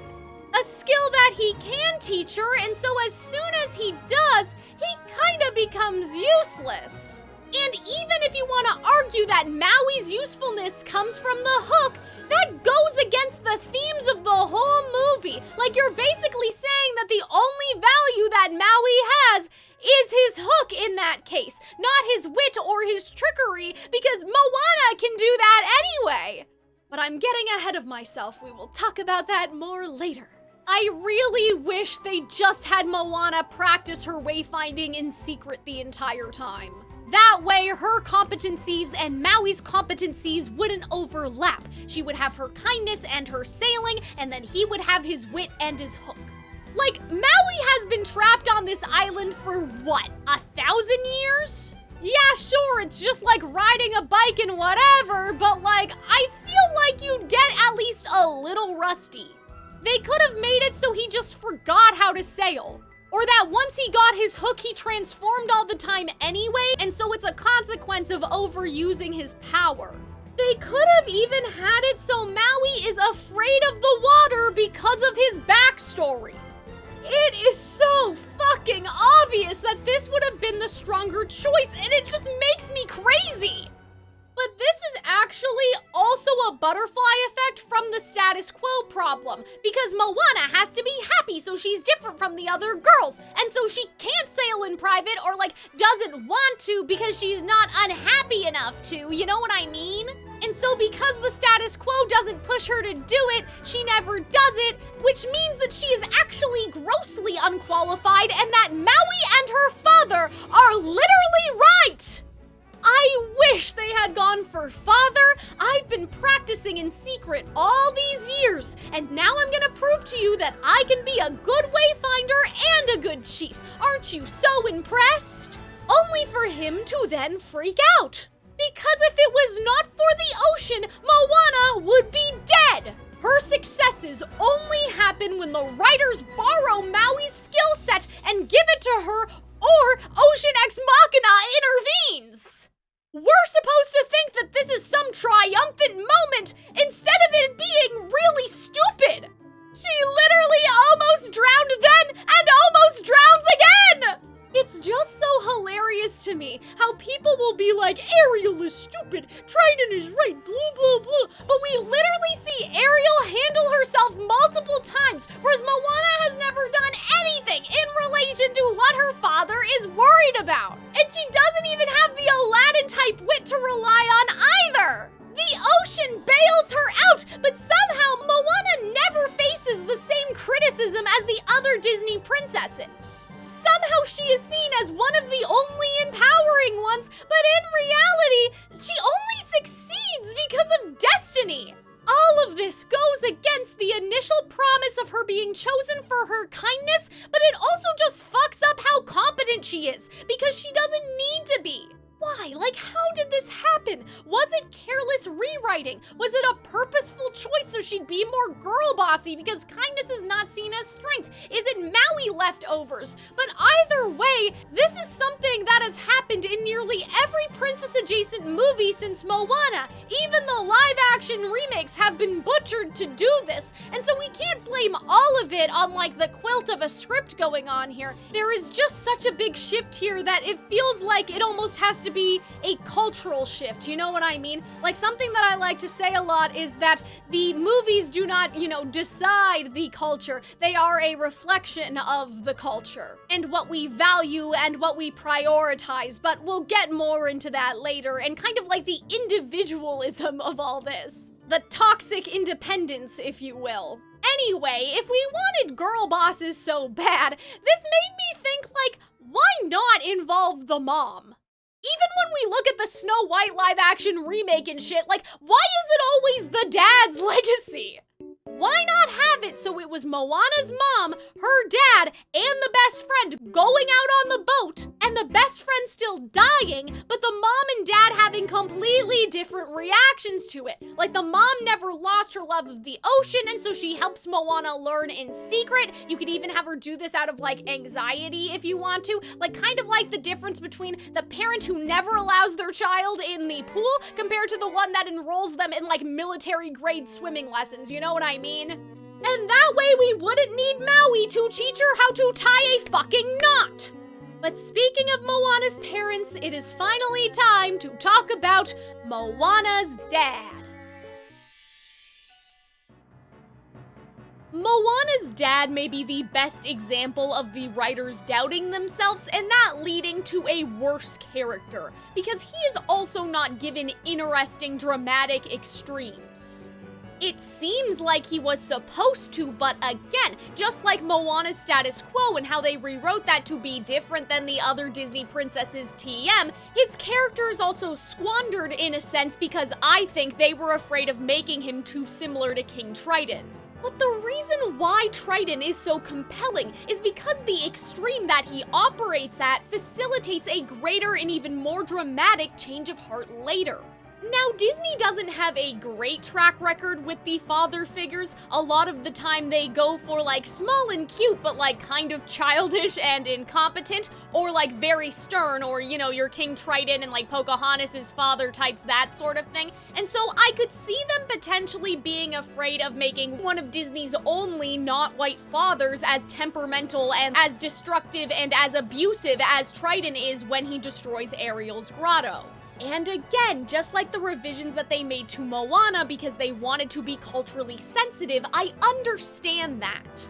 But just like I said before, if that's what you want to do, why are you planting seeds here to do something else in that case? Like, they reheat Triton's nachos a few times with the way that her father argues, down to the I should have burned those boats and all of that stuff. So even if it was out of wanting to be sensitive, they just made a worse version of Triton anyway. And he is less sympathetic because of how quickly he turns on Moana, despite Moana acting exactly as he wanted her to up until this suggestion. It's not the same as Ariel, who is constantly getting into trouble. And I think that The Little Mermaid is a great comparison for this section, because could you imagine how different it would be if instead of Ariel's like deep desire to belong somewhere and how lonely she is under the sea, and all of this motivating her to going on land, instead the Mer Kingdom was in trouble, the solution was in the human world, and then her father was acting this way about it. It wouldn't just be less personal for Ariel, but it also just takes the personal, like the relationship aspect completely out of it. Because then it's like, okay, Triton, you're being completely illogical. All of you are going to die if she doesn't go to the human world. And that's just so shallow and just nothing. Like, there's just nothing more to that compared to the personal conflict that we get in The Little Mermaid. That is how this dynamic with Moana and her father feels to me. When you have something like, if we don't do this, we're all going to die, it just makes the characters irrational. And characters can be illogical, but to be illogical to this extent, it doesn't make sense. And we'll talk about the father's trauma in a minute, but I guess the thing with Moana is that if they don't act, he's going to lose Moana anyway, because the end of the world is going to happen. Whereas with King Triton, if he can convince Ariel to stay under the sea, he gets to keep his daughter in his life. Do you guys understand what I'm saying? And so this is also an issue of like arguments, right? In musical theater, we say that every scene is actually a conflict, even if the characters aren't arguing. But in the case of Moana and her father, obviously there are multiple scenes with them arguing. The issue is that the father's never gonna win this argument, because the end of the world is like the worst thing that could possibly happen. But nothing is going to be worse than that. When there is still a way for Triton to win, his behavior makes a lot of sense, like in terms of the writing mechanics. But there is no way for the father to win, and so for him to argue so hard without that strong emotional core to back it up, it falls apart. It doesn't make sense, because a good chief would go out there and save everybody. And because we don't have Moana trying to innovate, as I suggested earlier, we don't have this sense that like what the father prioritizes is tradition. It seems like he genuinely cares about his people. And so if they had made him more of that character, if they had made him more, we don't want anything to change ever. This is a random comparison, but like kind of like the Raiden Shogun in Genshin Impact, like how she wants to maintain eternity because she believes that way, like nothing will ever, like there's the concept of entropy be in the game anyway. It's a whole thing, right? She wants Inazuma to stay in stasis. I don't even get that vibe from the dad. Everything's going fine right now. Like, none of us are struggling. Everybody is happy. Like, we're just doing this to make sure that the people continue to be happy. You know what I mean? Tradition and the way that they do things is part of that, but because we never have Moana challenge that outside of just the ocean, all we have is like the father's trauma about the ocean. You guys understand what I'm saying? Whereas if she had made inventions, as I suggested earlier, and her father got angry about that, that would show like another side to the conflict, that it's not just about the ocean, but tradition in general, wanting to stay in stasis, putting his head in the sand, whatever the case. All of that to say, it's like he operates at extremes for the sake of the plot, but not on that emotional level. To the point where, as I already mentioned, Moana never brings it up later to Maui, even during the scenes when she really should. This would be like if Rapunzel never talked about Mother Gothel with Flynn Rider. It just doesn't make any sense. And that doesn't just mean that Maui as a character has zero context, therefore zero reaction or like assholey reactions, right? But as I mentioned before, it also means that the audience misses out on that vulnerability that would come through having that conversation. The same way we see Rapunzel talk about her past and then Flynn opens up. Now, seemingly to make Moana's dad different, despite the fact that, like, in the Little Mermaid universe, Triton technically has trauma too, but I get whatever, it wasn't in the original movie, so I guess they think it's different enough. They plant Moana's dad having this grief and trauma. They start out as having him be overprotective in a sort of like Delulu or like in denial type way, like there is no war in Ba Sing Se, all of that stuff, with him ignoring the darkness and the monsters that are out there. But my problem with that denial is that they don't take it to the natural extreme. Like, why would he say, oh, I should have burned those boats, and instead not something like those aren't our boats, you know? Or to Moana, you weren't chosen by the ocean. Actually, it was here for somebody else, you know? Like, he could have made a lot more excuses until the breaking point, but it's kind of like he just switches on a dime, as I said, to progress the plot, not acting in line with what his emotions would actually be. He's not acting from a place of protecting his own super objective. Anyway, because the movie went through so much effort, I was here thinking, surely this movie wouldn't just plant the father watched his best friend die if the journey wasn't going to be about healing and the father being able to follow his dreams through helping his daughter. Especially not with the mom saying, sometimes who we wish we were, what we wish we could do is just not meant to be. Surely we are supposed to challenge that Moana's father with Moana will learn that this isn't true. Surely this has to matter, right? It doesn't! And I remember, because keep in mind, this was 3 years ago, people tried to go, well, Cal, that'll be what Moana 2 is about. Sometimes movies aren't setting stuff up for just the first movie, you know, they're setting stuff up for the future. But it doesn't matter in Moana 2 either! She takes these random fucks with her instead! And at this point, no pun intended, the ship has sailed. Like, the father seems perfectly fine by the end of the movie, and so that's not gonna make sense anymore. Like, I don't care if Moana 3 is about that, Moana 1 should have been about that. They only did it to soften him because they were too scared to go full Triton. But I find this so baffling because I feel like there's a way to make him interesting while also operating at a different extreme from Triton. I don't understand why they didn't just make him so overprotective that he comes with her. I cannot believe, after everything that has been said, that he would just let his daughter go on this dangerous mission all by herself. He should be terrified that he is going to lose his daughter, who is incompetent and doesn't know how to sail because of him, because he didn't teach her, like he lost his best friend, and he would jump on another boat if it meant that he could find her.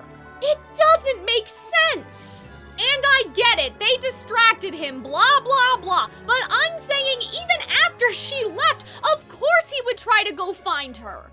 And that would have been a great character moment for him, because instead of prioritizing his role as the chief, he would do something quote-unquote selfish, right? Personal. I like to call it personal and not selfish, but like, yeah, maybe kind of selfish to, you know, abandon your people or whatever, but your wife's still there. Like, I'm sure she could manage in his absence, right? So it wouldn't make him come off as too much of an asshole, but still have a little bit of hypocrisy there that is kind of tasty. And what the mom says is really insane when you think about it.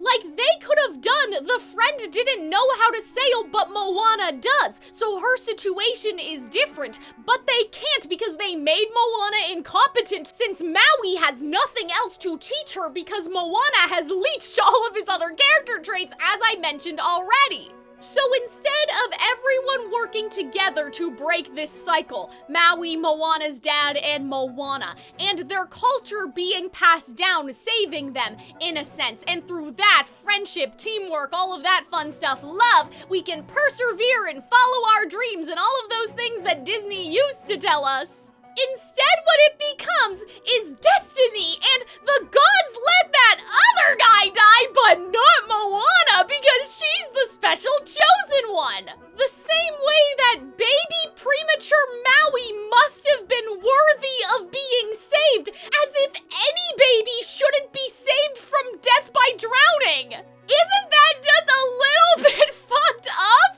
Like, what are we doing?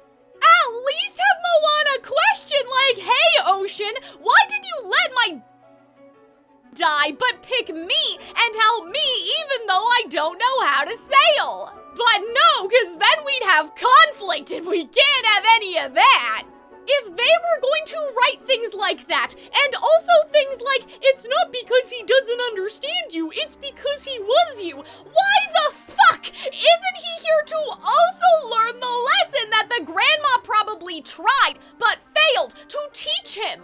Why not have both of them become who they wish to be, and have the father initially be like a warning almost to Moana and to the audience? Like, if Moana stays here, she will become like him. She will become hopeless and cynical and resigned to her position, and give up on her dreams like her dad did. But that she is the key to saving him. And if the fear was, oh, but if we bring Moana's father on the adventure, he would take away some of her competence, which, as I already said, she doesn't have a lot to begin with. But I understand theoretically that maybe that's a fear that they might have had, right? In that case, erase the idea of the friend and have it be like Grandma's husband, right? That the grandpa and Moana's father went out sailing and the father died. That's something a little different, and that could be why, like, Moana is the only hope. And why the grandfather would be so afraid of sailing. Like, maybe at first they were aware that this calamity was coming, so Grandpa was trying to train his son, but then lost him and then put the ban on the wayfinding and all of that stuff. Like, that would be something a little different. And then if you have Grandpa, at least he's like old and frail, and so he's not like, you know, taking dominion over the competencies that Maui is supposed to have, but also not the ones that Moana can have. Like, we can put him firmly in like mythology, star navigation, like that sort of stuff. But whatever you choose, having another character at sea would have been really helpful. And I will get into this more later, but if you have that third character, it helps with like balancing out the banter, you know, giving somebody else to bounce off of Maui and Moana rather it being just the two of them. But then it also takes some of the heat off of Maui, and later on we can make father/grandpa the personification of the antagonistic force. But put a pin in that because we're not quite there yet. And here's what really gets me about the dad. Instead of Grandma dying being a wake-up call for dear old dad here, we get a montage, a reprise of Moana's song, her mom secretly helping even though Grandma is still dying apparently, and then Moana is gone. I do have a section specifically for pacing issues, and so we will get to that later, but this drives me nuts on a character level, those pacing issues aside. On a character level, you want me to feel bad for the traumatized father, and so you give him that trauma and grief instead of making him like Triton. But then the movie does this without considering how it makes Moana out to be. His mom just suddenly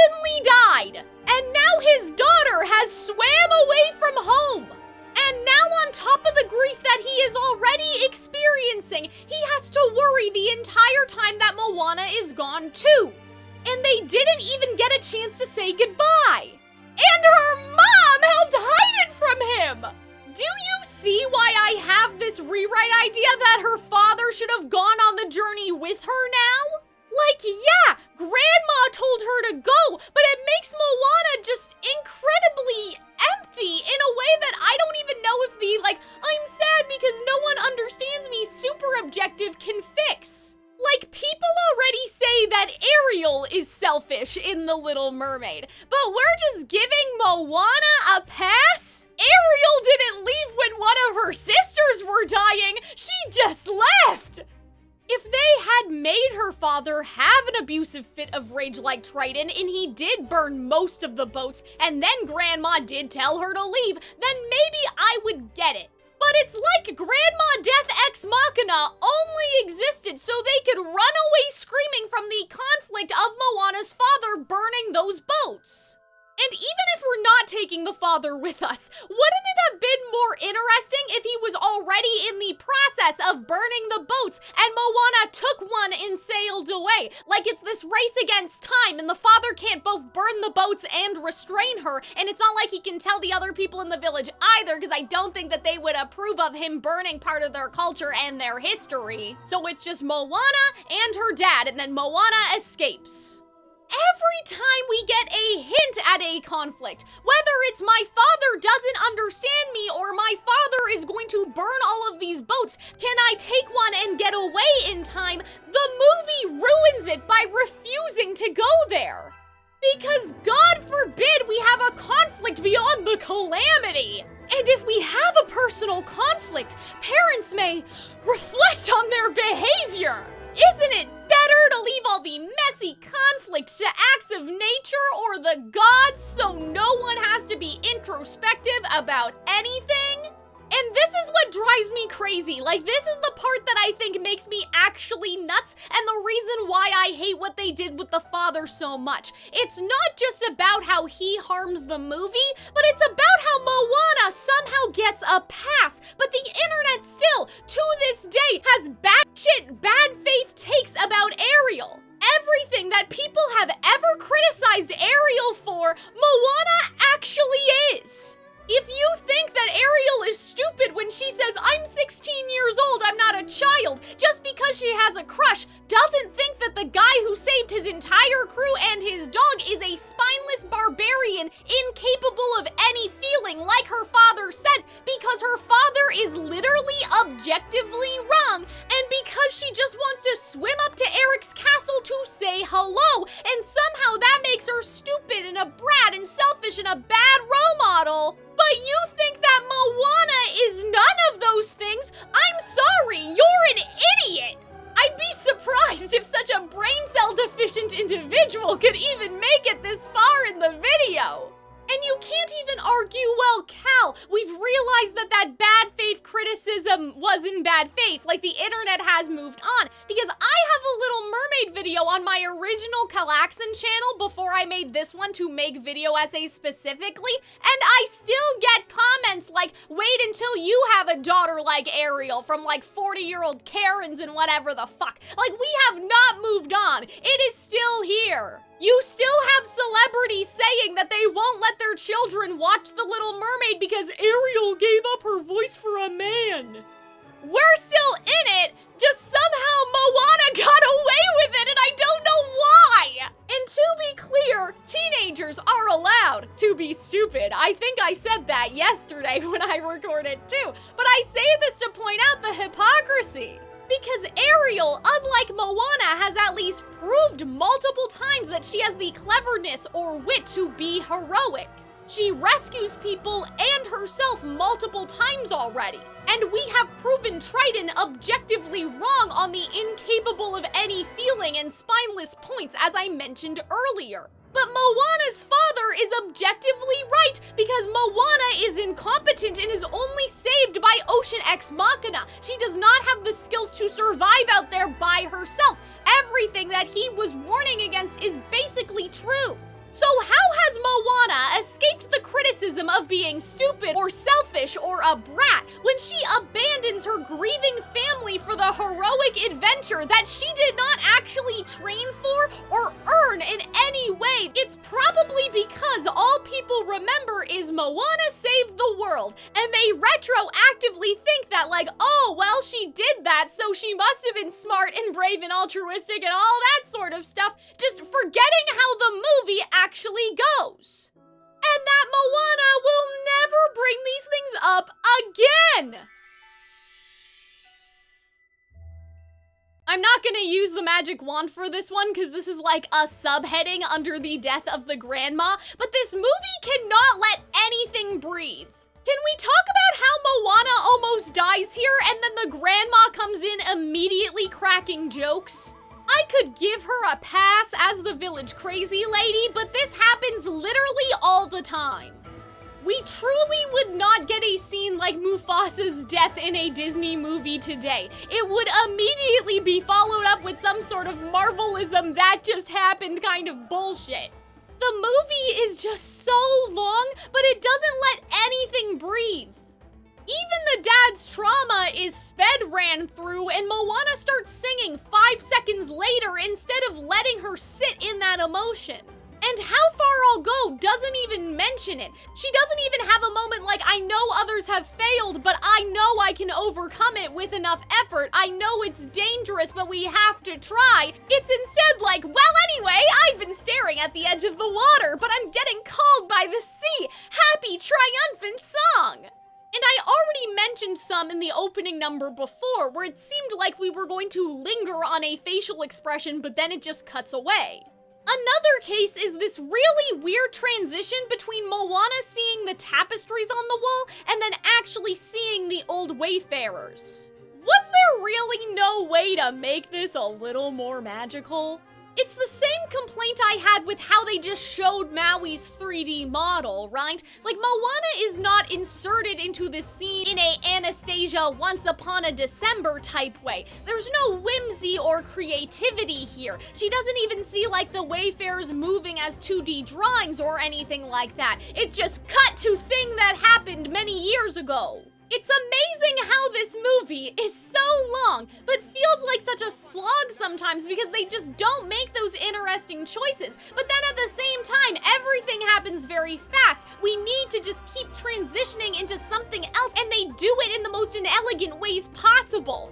Here's another case. Moana just starts yelling in the middle of the town meeting like a child that they were voyagers. And instead of focusing on the reaction of her father or the other people hearing this information, they just cut to her father stomping out and them arguing.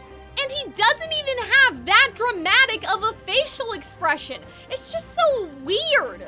Again, it's like Disney forgot how to show what characters are feeling without saying it. Like, this is so nothing of a face to make. Moana revealed information to the public that I'm guessing her father does not want them to know. She also made a scene in a kind of embarrassing, like, childish way in front of everybody, and, like, they're fighting still with those people around. Like, I feel like he should be a little more upset. But at the same time, those people aren't even around enough for it to be like, oh, well, I have to keep my cool because there are people watching us. Like, they just start fighting right there and then. Again, it's those sort of weak choices where you're not committing to one or the other, like, haha, Moana, oh yeah, that's so silly or so crazy, oh, we gotta save face, or just like completely blowing up. It's this weird middle zone where they're not really doing either. Then Moana and her father are fighting, they find Grandma's cane, and then suddenly the people that were at the meeting 5 seconds ago are like, Chief, it's your mother. Like, how the fuck did they know? If her cane is here, where did you people find her? And then suddenly she's already in bed? I feel like they did this just to avoid Moana and her father finding her. Because, like, when old people fall, they don't just crawl away. They don't just end up, like, 20 feet away in the complete other direction. Like, that doesn't make sense. But again, it's the sanitization and picking these weak choices, probably because they're afraid of, like, upsetting children or whatever. But again, an entire generation watched Mufasa die. It's just so stupid. And granted, I do really like this scene with the grandma. And like, I like the grandma as a concept, I guess. But I don't like how we're just rushing past everything, including the grandma fucking dying. I'm going off script again, but you know what they should have done? They should have had it that the grandma is the one that's always on the outskirts of the village, right? She's the one that spends time closest to the ocean, in those spots where the other people don't go because they're happy where they are, whatever. They should have had it so like the darkness creeping to the island is what killed her.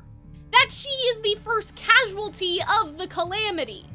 And then instead of sneaking around behind the father's back, the father could see firsthand how this is going to make the people suffer, and he could give Moana the permission to go. Even though I do like my boat burning scene race against time thing, that's another option. Like, I understand she's old, but like, why does she just die? I know earlier she said something like, oh, when I come back, I want to be reincarnated, but it wasn't like she was like, cough, cough, saying that, you know? And I don't think that they were foreshadowing her death as much as in that moment they were foreshadowing, like, obviously what she would come back as. But like, they could have done both things by showing that she was already starting to get sick. And this movie just loves a montage. Like, this must be the most montages out of any Disney princess movie, right? They do the same thing to speed run through Maui and Moana's friendship, even though that robs us of genuinely believing they have become friends. And there are so many other moments too that are just poorly paced, but this video is long enough. And I'm getting tired. I already had to split this into 2 different days. Which brings us to the Maui part of the video. Because they do not commit to something like Moana's father coming on the adventure with her.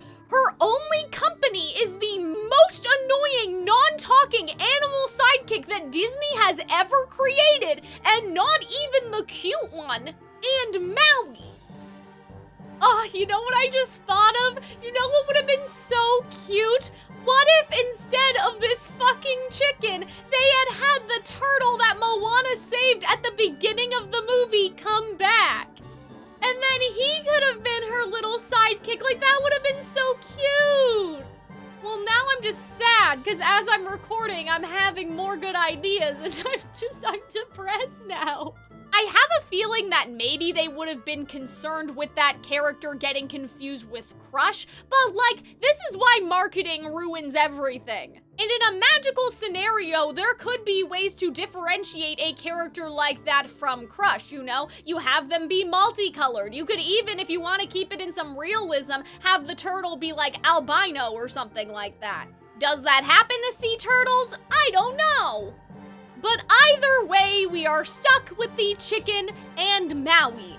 Maui with his meta Twitter jokes and all that other bullshit that's actually outdated now, and jokes about pissing in the water, and jokes that were so clearly written to be like, oh, don't worry, boys, you're not watching a stupid princess movie. Especially with the, if you start singing, I'm gonna throw up bullshit he does. And now that I've mentioned it, you can probably see why when I originally watched the movie, all of my enjoyment died and I blamed Maui. And I still think Maui is one of the most insufferable Disney male leads ever created, but this time around for this video, I think I saw the potential in his character a little bit more. I think it's because I finally realized that his intelligence, his wit, his trickster characteristics had been outsourced to Moana, and so there was a way for him to be charming or have those redeeming qualities. They just took it from him. Our first promise is Maui being set up as the villain. And I feel like opening with Maui is a remnant from when this was the Maui movie and not Moana. Because I think if it was conceptualized as the Moana movie, they would have gone with a different opening and would have left that to be a bit more of a mystery. I wish they had done a 2D tapestry story for the beginning so it could have been a bit more ambiguous or mythology-like, that this is a legend and no one really knows what happened, versus us seeing Maui's 3D model, because that kind of implies to the audience like what you're seeing is actually truth. Because of the grandma villainizing Maui, the audience is given a very strong preconceived notion of Maui, and that can be very hard to break. Not impossible to break, but I think it actually takes something away from the whole scene to actually see him. Especially because when we actually see Maui, it's not like our expectations are subverted in any way. He is maybe even worse than what the grandma said, but there's no like twist or surprise there. I do feel like it would have been more interesting if Maui was both the villain but also did subvert our expectations. Because similar to how in my Hexed video I talk about like the secret sauce or the twist or the synthesizing, right? That it feels like that every Disney movie has a little oomph, you know, in its concept, that little twist that makes it unique instead of just like, oh, it's a generic alien movie, right? We talked about the twist that Lilo and Stitch has or Treasure Planet or what have you. It feels like that an older Disney movie would have had that oomph in the middle with Maui, but instead it's just like what you already thought is true. Instead of going with Maui is exactly as Grandma described, but even more of an annoying asshole. Imagine if we thought that Maui was this big buff villain, and instead when Moana reaches the island, she actually sees a little kid. I talked about this rewrite idea before in other videos because I really believed it could have helped a lot. It's one of those ones that I love in addition to Moana's father going on the adventure. I don't know if it would mesh with the mythology, but the movie changes the mythology anyway when it suits them, and sometimes I think for the worse, and so why can't I change something, hopefully for the better? Also, we've never gotten a Disney princess with a little brother. Like, I know Merida had 3 brothers, but like, they're not important for the story, and also she's Pixar. But even if we include her, they're still not important for the adventure. It's not like Onward or Up or The Emperor's New Groove, right? Like, what I'm thinking is like little kid Maui, Moana, and Moana's father in that sort of like buddy comedy type way. And I think that that would make Maui as a character a lot more tolerable. And it's not just because he wouldn't be played by The Rock anymore, but there is a bigger, more important reason. This is a topic that I will discuss more in my Prince video, but Maui breaks the trinity of what makes a good duo character for a Disney fairy tale musical movie. They need to be oppressed under the same antagonistic force. They need to have a skill or trait the other lacks that contributes to resolving the big conflict, and they need to fulfill each other's super objective.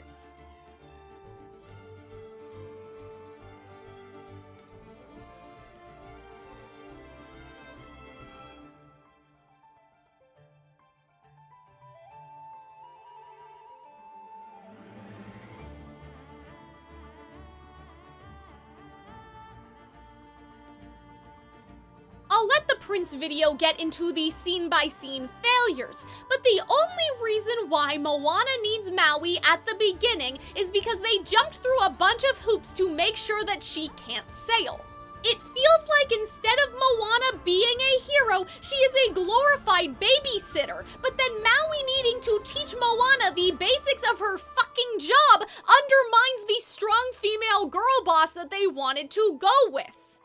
She has to babysit this man and force him to take responsibility for his actions, which, mind you, he never actually does! He's not included in this scene so Moana can keep girl bossing all by herself, despite the fact that the consequence of this is that all the responsibility is just taken off of Maui's shoulders. Oh, don't worry, men and boys in the audience. You don't need to worry about taking accountability and actually being the ones to make amends, because a woman will come and do everything for you. Maui, you have to restore the heart. What are we even talking about? But she is also incompetent for the sake of this man's relevancy. Outside of this, which is just so clearly writer master hand, Moana has all of Maui's trickster traits anyway. So why does she need him? And I mean in canon, why does Moana actually need Maui? I don't mean because she can't sail. That's the writers needing Maui, like to think of a reason why Maui needs to be there. But why does she need him? Because Grandma said so? And this has to be the stupidest part of the entire movie, because I know the answer, but the movie doesn't. Remember, Moana already has the heart. There is no reason that Moana wouldn't think that she could just bring it back on behalf of all humanity. Clearly, what they wanted to do when Moana's power was still kindness was plant this seed that Moana needs to be the one to cause Maui to have a change of heart, so he personally delivers the apology and the heart to Te Fiti. That is the only way that this makes sense. But because Grandma does not impart the importance of kindness and forgiveness and apologizing, Moana doesn't know that. All she knows is Grandma said so.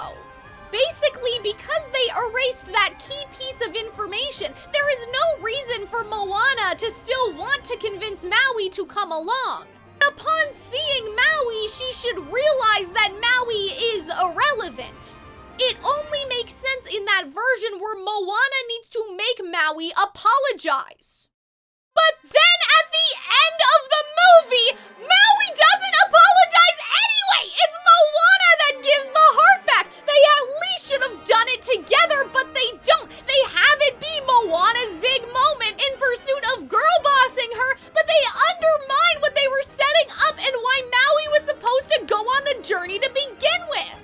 And because the movie doesn't really dive into this being a family conflict, that Maui took the heart and betrayed his family, betrayed the people that saved him in favor of the people that didn't, right? Humanity in favor of trying to win over the people that discarded him and threw him into the ocean. Moana can never get into that, and because we erased the conflict with Moana and her father and they never bring that up again, we can't even draw a parallel to that either! Even though that would have really helped for a connection between Moana and her family, Maui and his family, and give them both something to bond over. The end of the movie proves he literally does not have to be here!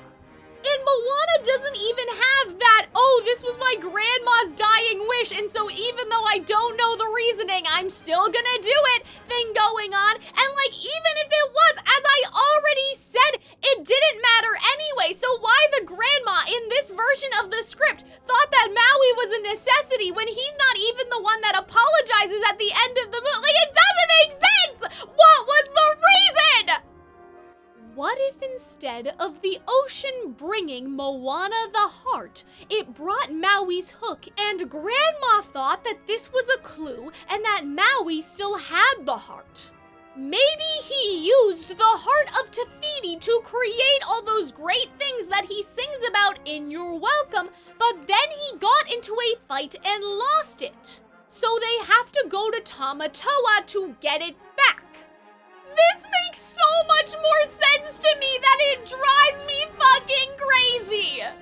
They say that Tamatoa likes to hoard things or whatever, but that's not actually true if you listen to the song. He has things to adorn himself with, shiny things, and so why does Tamatoa care about the hook anyway? Why give him the hook? Give him the heart! The heart is actually what? Shiny! His song is called Shiny! Him wearing the heart instead of him actually using it to do something, whether it's good or bad, would have fit so much more with the theme and his character. Like, he literally wouldn't even know what it is. He is that shallow that he would only care about it being shiny. I'm going to sound like a broken record, but I wouldn't be surprised if, again, this was originally the plan and it got rewritten, because it just makes too much sense not to be someone's first and someone's correct instinct. Now later they try to be like, oh well, Moana needs Maui to find the island or whatever, but that only reinforces to me that the hook should have been the clue, not the heart.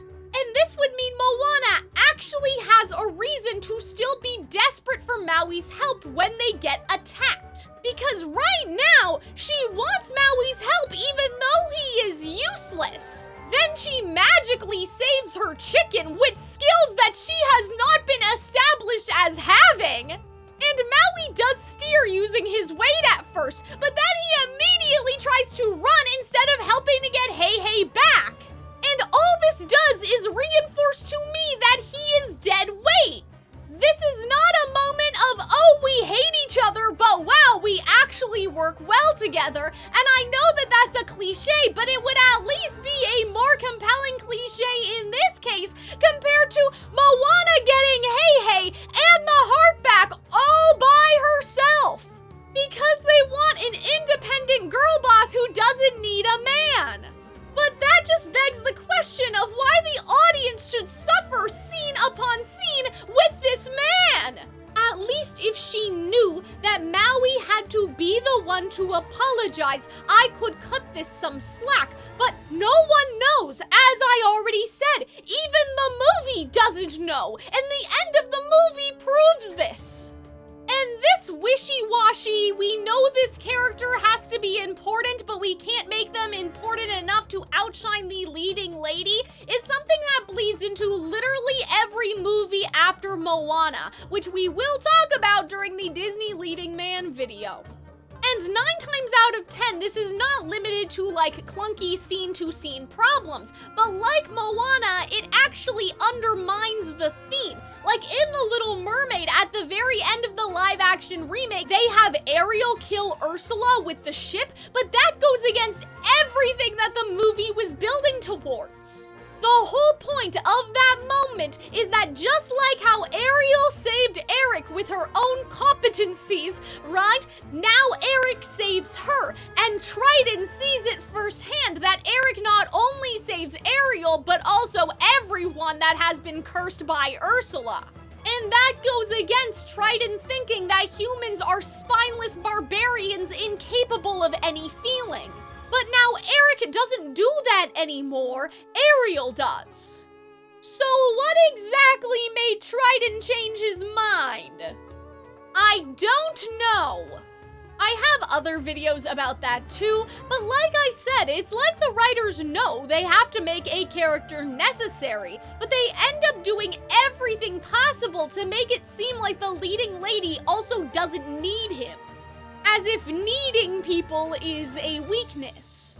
And this ends up making a very confused, frustrating character to watch because they are so clearly useless but somehow necessary, and this hinders the development of the relationship. They are never vulnerable with each other because they never need each other anyway.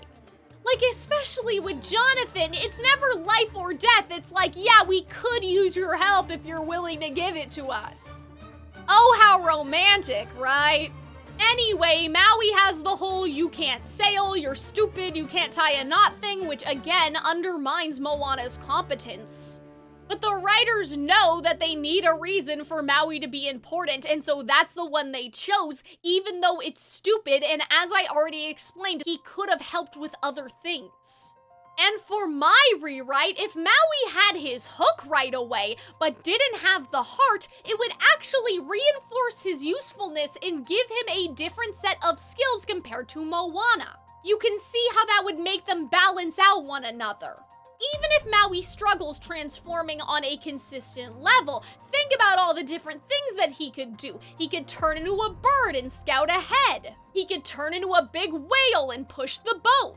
But I just find him so frustrating as a character. He can't fully take on the role of the villain because he needs to be Moana's duo partner, and this movie is also not interested in what Moana is oppressed by. But he can't be the victim either because Moana is his victim. And they never get into that outside force that should be oppressing both of them. Even though there are clearly remnants of that with Maui's backstory. And it just gives me such a headache. And I feel like that would also help the scene with Maui and Moana and trying to get Hey back and all of that stuff. Because if they took his hook, he needs to help Moana get it back. And then we could find a balance between Maui being helpful and then also like Maui struggling to transform in that scene, and then that could give Moana the upper hand if they really want to give it to her. And Maui could think, even if he's wrong, oh man, the hook isn't working, maybe I need to find the heart to fix it. And then you could have this almost underlying thread where like Maui only wants to help Moana to get the heart back and do all the brilliant things that he used to do and also fix his hook, whereas Moana thinks that he is actually genuinely having a change of heart. And some of you may think that's a little cliche, but like, it's a trope for a reason, right? When it works, it really does work. And there's a way to make it compelling and fresh while also still working with what is tried and true. And you can have Moana's encouragement or her advice helping him be able to transform again. Maybe she even imparts some of the lessons that her grandmother gave her, right? You know, maybe we could throw something in like, oh, my grandma always used to say this and do that and meditate, and she always used to say this while meditating to get into the whatever it is, right? They could have added another threat in the middle and have all their friendship stuff be on the way to Tamatoa. And this would mean when things go wrong with Maui's transformations during the fight against Tamatoa, it would be a much bigger deal. Because think about it, in my rewrite, he's been practicing with the hook for a while. It's the heart that they have to get back. But in canon, they have the heart and Maui just got the hook. So I'm sitting here watching Maui's temper tantrum and thinking like, yeah, you just got your hook back 5 seconds ago, dude. I'm sure you need to practice! Like, what a fucking baby! But if his hook had been working up until now, and we see him have this performance anxiety against Tamatoa, it could have been, I can't transform when it matters, I can't protect you, I am useless, I am nothing. Instead of, I can't transform, clearly we're both going to die! Like, sir, can you please just give it a fucking minute? And that would have added a lot of vulnerability to Maui's character. Because as I mentioned earlier, the movie is screaming out to have this thing of like, Maui did all this for their validation. And so if you had him use the heart to make all those wonderful things that it wasn't even within his power in the very first place, and then now have this thing with the hook, you can hammer home like, the hook is the only thing I have left, Moana. That's why I needed to steal the heart. And so if I don't even have this, and the world's gonna end unless we give the heart back, like, after all this is over, I'll be useless. I'll have nothing. And then have Moana tell him that you are more than just the hook. Which she never does. Now, as I said, Maui is treated like the villain of the movie. But is he? I feel like because of that lack of exploration into Moana's super objective and the absence of a third character on the journey, we are missing out on what the oppressive antagonistic force actually is.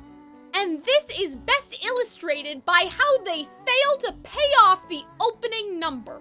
Remember what I said about Lady Tremaine and all that stuff earlier? The antagonistic thesis of this movie is conform to the status quo. You will never be more than the role that you were born into. Stop trying to be above what you are, and you will be happy here. What you have and what has already been decided for you is all you need. And like everything else I've already complained about, it seems so obvious that this is what the movie should be doing, or wanted to do, with how Maui goes, without my hook, I am nothing, and how he's so terrified that this will be true. That the gods went against what human society said that Maui should be, or the fate that they decided for him. That they literally thought he didn't deserve to live. At least in this version. Because in the mythology, sometimes it's that Maui was already dead. Not just that his mother threw him into the ocean because she didn't want him, but because he had already died. But remember, in the movie, they just didn't want him.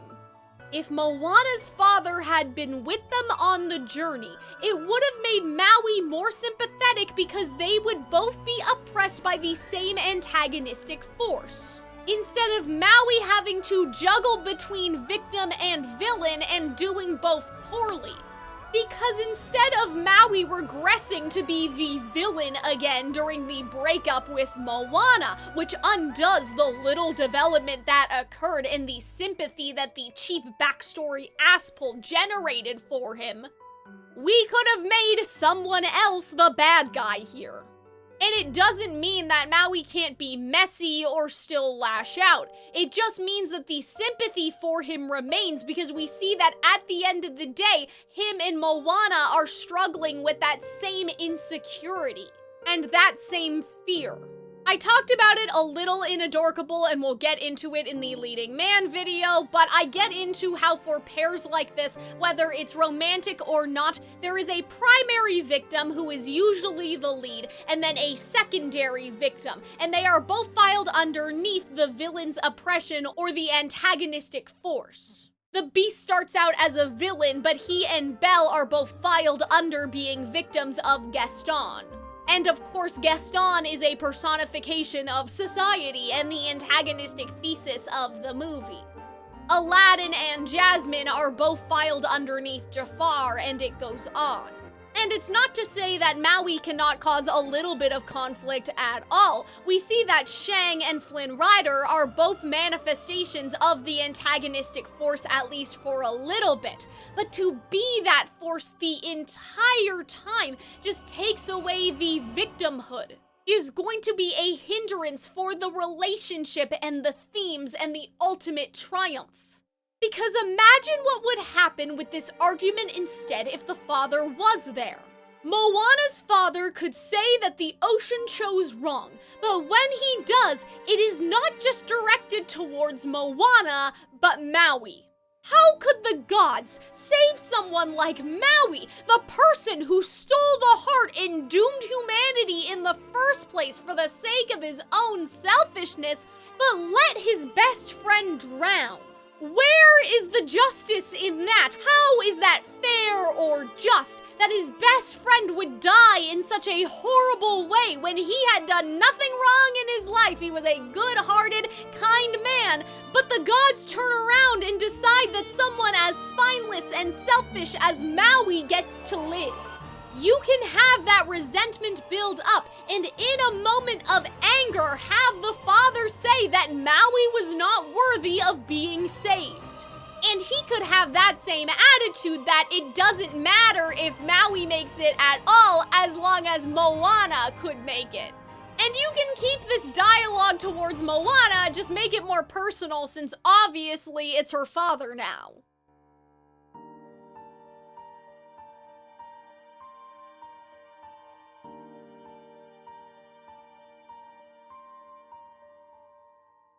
You can have them both be hurt and Maui leave. And then you can have the ocean take the heart from all of them, have Grandma impart a proper lesson, and Moana can lead by example. You can have Moana realize that Maui's way and Moana's father's way of doing things is both wrong, and she can lead by example by showing him kindness and love. And give him that moment of you are more than just your hook. That way Dad can apologize and Maui can return, and I'm not sitting here like, well, what the fuck? You said all of that and suddenly you're back? Like Moana didn't even apologize to you. Maybe instead you can have Moana side with Maui in this argument between him, her, and the dad. That way Moana can be the human that for once didn't just value Maui for what he's able to do for them. And that way we don't accidentally reinforce that Maui is nothing without his hook, because Maui and Moana would now have this shared understanding. And it can even be like, well, Maui believed in me when you didn't, Dad. And as I already mentioned earlier, Maui and Moana should really be unified by a sense of innovation if they did want to give Moana those trickster traits. And I already explained how earlier. And so if you plant that in the journey, that there are times where Maui is very intelligent without his hook, without transforming, and that is something that contributes to resolving these other conflicts like Tamatoa and the Kakamori. You can have Moana say that to Maui during this argument. Say to him, well, I can see that you are more than just your hook, because without your hook you did X, Y, Z, but she can't say that to him in this version. And even though we've been alluding to it the entire time, it finally brings me to what this movie butchered the most, which is the theme. In theory, Maui has a really interesting vulnerability. His mother literally threw him into the ocean, which messed him up for life, and all he wants is someone to love him. And he confuses love with validation and praise. And so, in a way, he has accidentally built his own prison because no one actually loves him for himself. He is just loved for what he gives to other people. The movie should go against that. It should say that that is wrong, that Maui is worth more than just his hook. That even if he wasn't a demigod, there is a reason that he should be alive. Just like how Moana's greatest virtue should have been her kindness, because that is what was promised in this scene. I think that Maui's should have been his intelligence or imagination. He did give humanity a bunch of new inventions, if you'll remember. He clearly has vision beyond his hook. But of course this doesn't happen, because Moana is not kind. She doesn't care about virtue, she cares about destiny. And so she does the exact thing that the movie should have been warning against.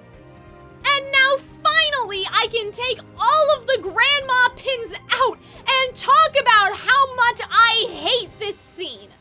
So grandma shows up and basically goes, Moana, you were perfect the entire time and I put too much pressure on you. After the scene where Moana objectively does something wrong and selfish.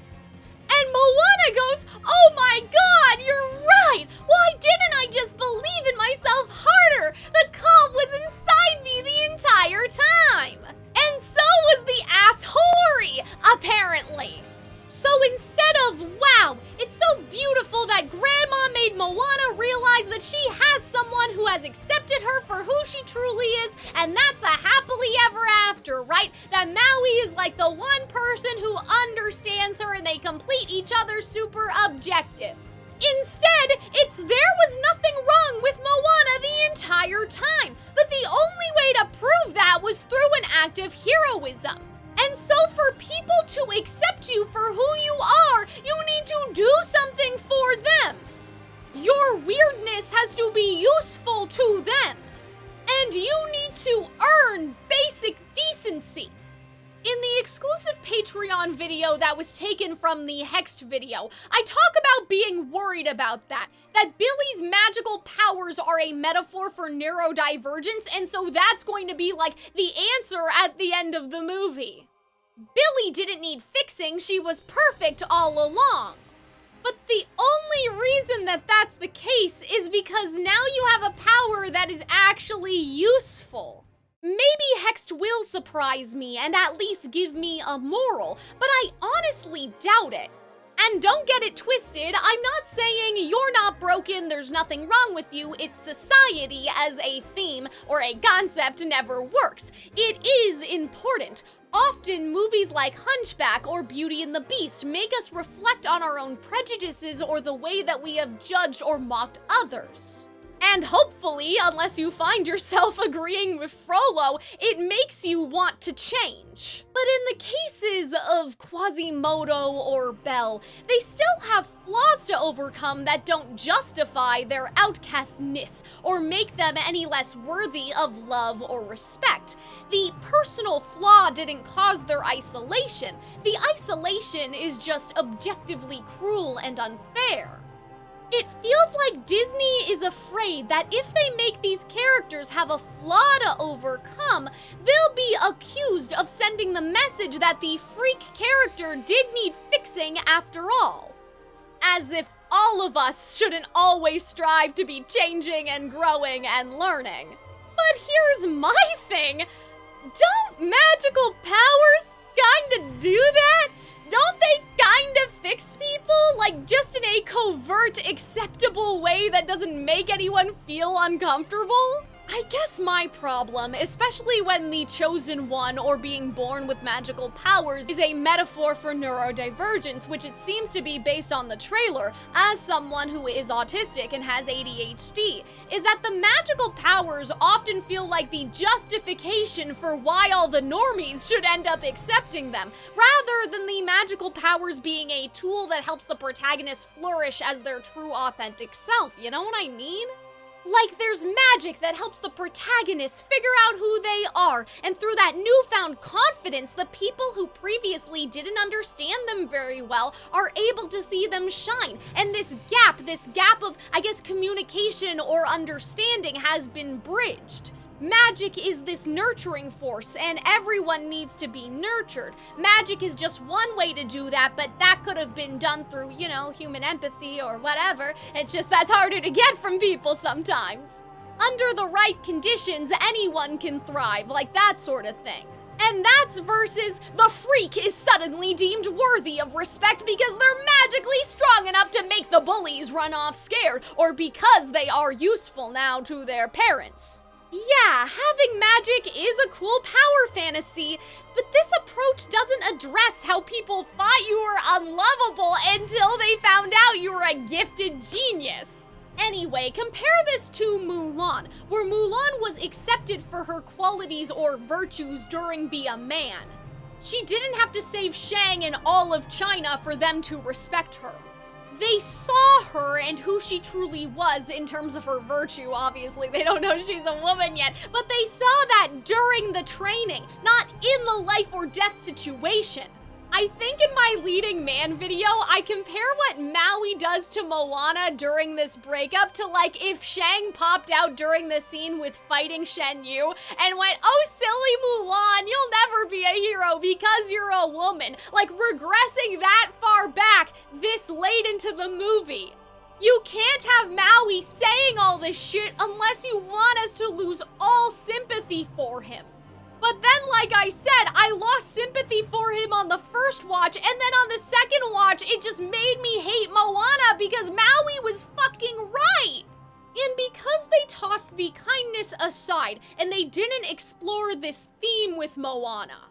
This idea that she tried to be perfect and she tried to conform to get that love and validation because she thought that there was no other way, that her father genuinely would not love her anymore unless she suppressed her true self. It doesn't feel like he changed because Moana showed him the goodness in humanity, and that even if other humans used him, that Moana isn't like that, that she's different. Because of the horrible lesson that the grandma imparts, and the fact that she never apologizes to him or anything, and he just comes back. It feels like that he just no longer sees Moana as below him anymore because she proved herself to him.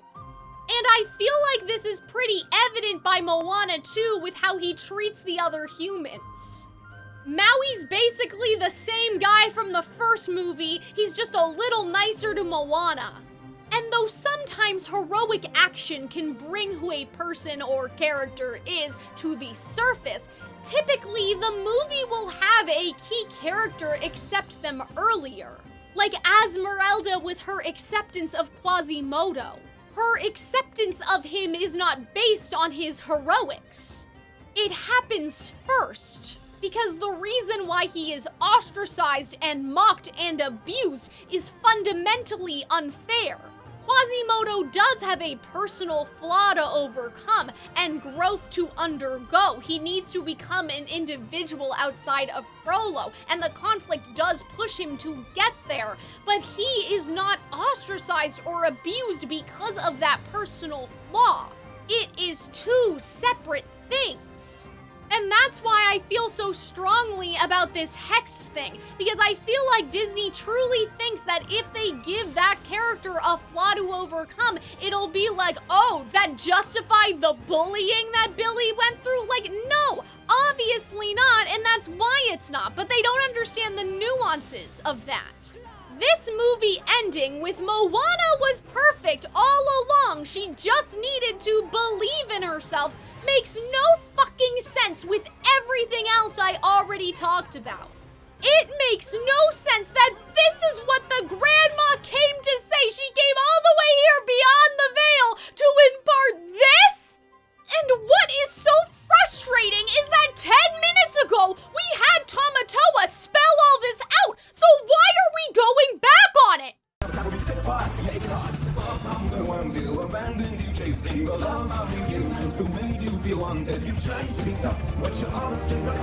Once again, Lin-Manuel Miranda is writing for what the movie should be about, but the script ends up fumbling it. I mean, think about how Tamatoa fits in with the movie's antagonistic thesis, if you will.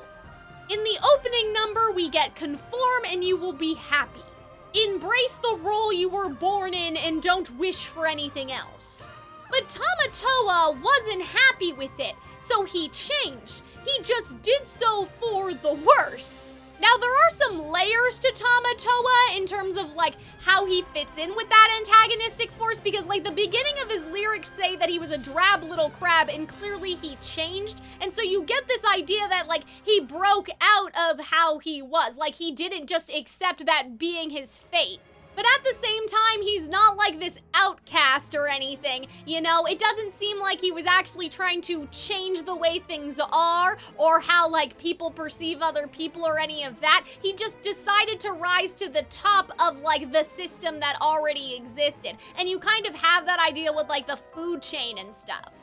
I think I've talked about this before in other videos, but it's kind of like how, like, Jafar doesn't want to dismantle the royalty and, like, install democracy or some shit. Like, he wants to be the Sultan. It's the same way with Preminger, even though they're both peasants. They pull a little fuck you got mine, and I feel like that's kind of what Tamatoa's doing.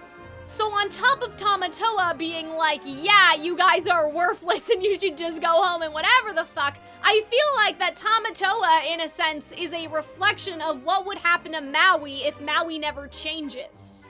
This character is so superficial and shallow, and he doesn't care about anyone other than himself.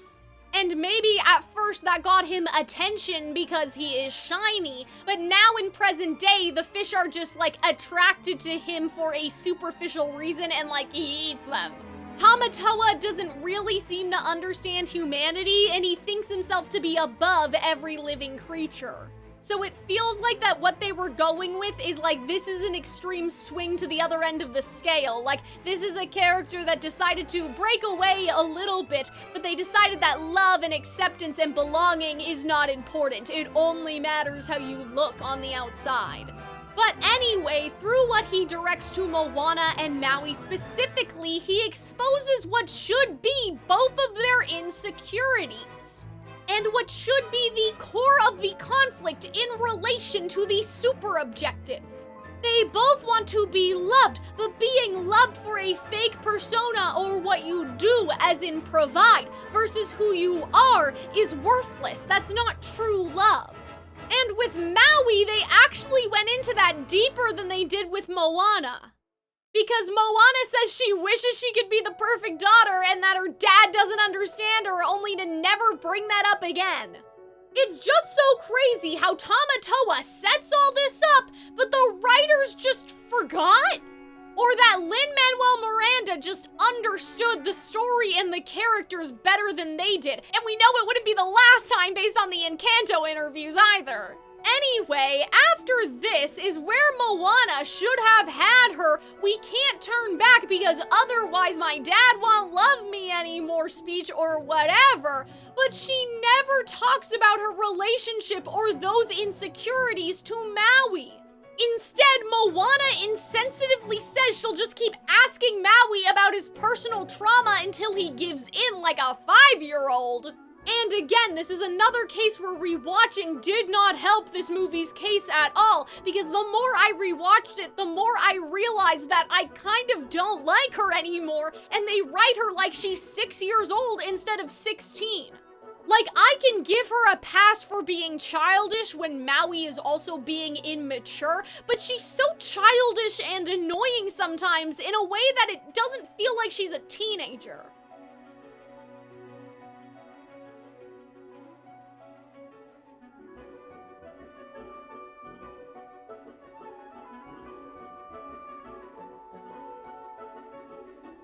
But poking at Maui's hair with the oar is like toddler-level behavior. It's actually really weird. But back to the backstory, I did a little research on this, and it said that Maui was cast into the ocean because he was premature or stillborn, and the ocean formed him into a living baby. This is very different than getting thrown into the ocean because he was unwanted. And I don't think changing this was objectively wrong, but I do question the reason for changing it if they're not even going to bother connecting it to Moana. And I almost wonder if they should have just kept both ideas. That way they could have kept the being born premature and sickly, but also the "they didn't want me." Maui could have internalized that as "they didn't want me because I was weak. I need to be strong. I need my hook. I need these powers. I need the heart. I need to be XYZ. And that way we better understand where his insecurity is coming from. And I think we could understand this insecurity with what we have, but if they had kept that, we could have Moana go, "No, Maui, I don't think that that's what happened. I don't think that it's that they didn't want you. In the story that we were told, you were already dead. They didn't know how to help you or save you or bring you back to life." And then we could showcase her kindness and empathy and emotional intelligence on her part. And if you want Moana to be harsher or a bit more firm about it, you could also have her question if this Maui is the Maui that Maui thinks would impress his parents. Like how they would feel about Maui becoming a villain instead of like the kind, innovative, imaginative person that Moana knows he is inside or whatever. But because the movie discards the previous promise and the theme, Moana's response is pretty batshit. I'm having the strangest sense of deja vu, so it's possible we already talked about this, but she says maybe the gods saw someone who was worthy of being saved, as if any human baby would not be worthy. Why would any human baby deserve to be thrown into the ocean by their mother and drown? This is why it's such a problem that they leaned so hard into destiny. Because if they went for the idea of acceptance, it could have been the gods chose you because you belong with them and you hurt them, your own family, like your family hurt you. And make Maui understand the severity of what he did to Te Fiti and that betrayal. But because we need to talk about destiny instead of literally anything personal, Moana's response here feels so soulless. Like she doesn't actually care about him as a person beyond his worthiness. And her only job is to just reinforce the idea that he is worthy. Everyone is worthy, but nobody is loved. The next part of what Moana says feels like it should connect with the theme, in theory, that the gods don't decide what makes him Maui, he does.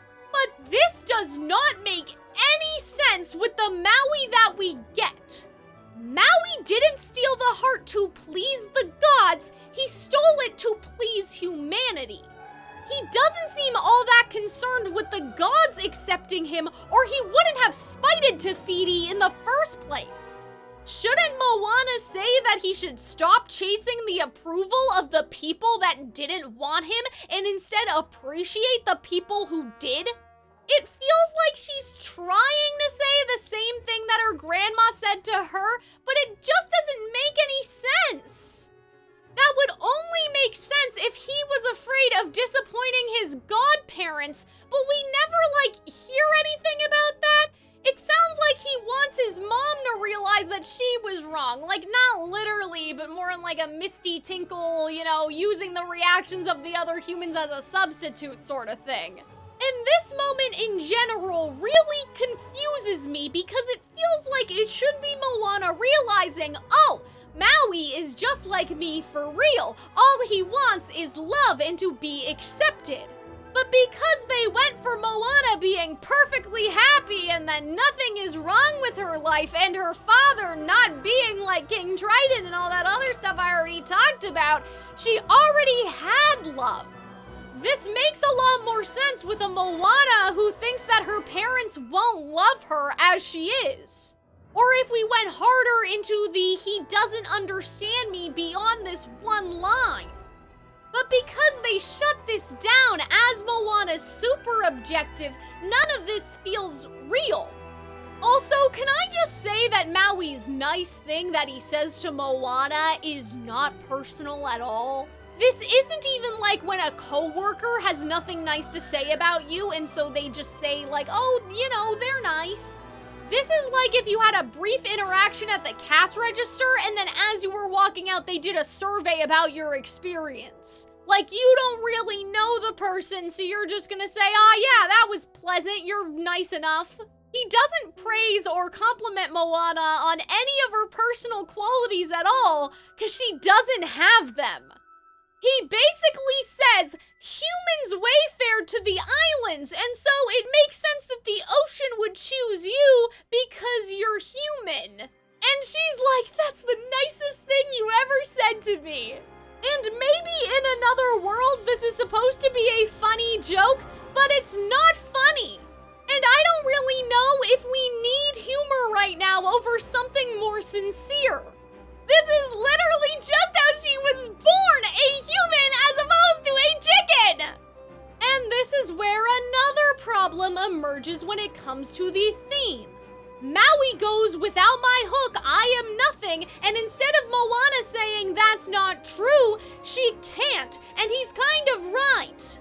Because they outsourced all the cunning trickster stuff to Moana, despite that being crucial to Maui's mythology, he is nothing.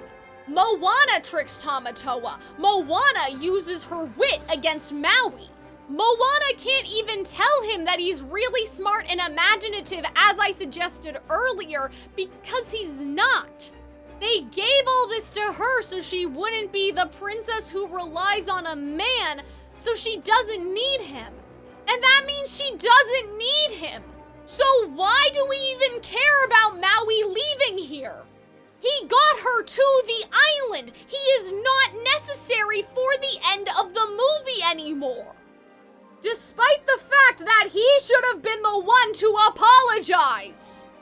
Which brings us back again to Grandma. I don't know when the fuck Grandma put too much on Moana's shoulders.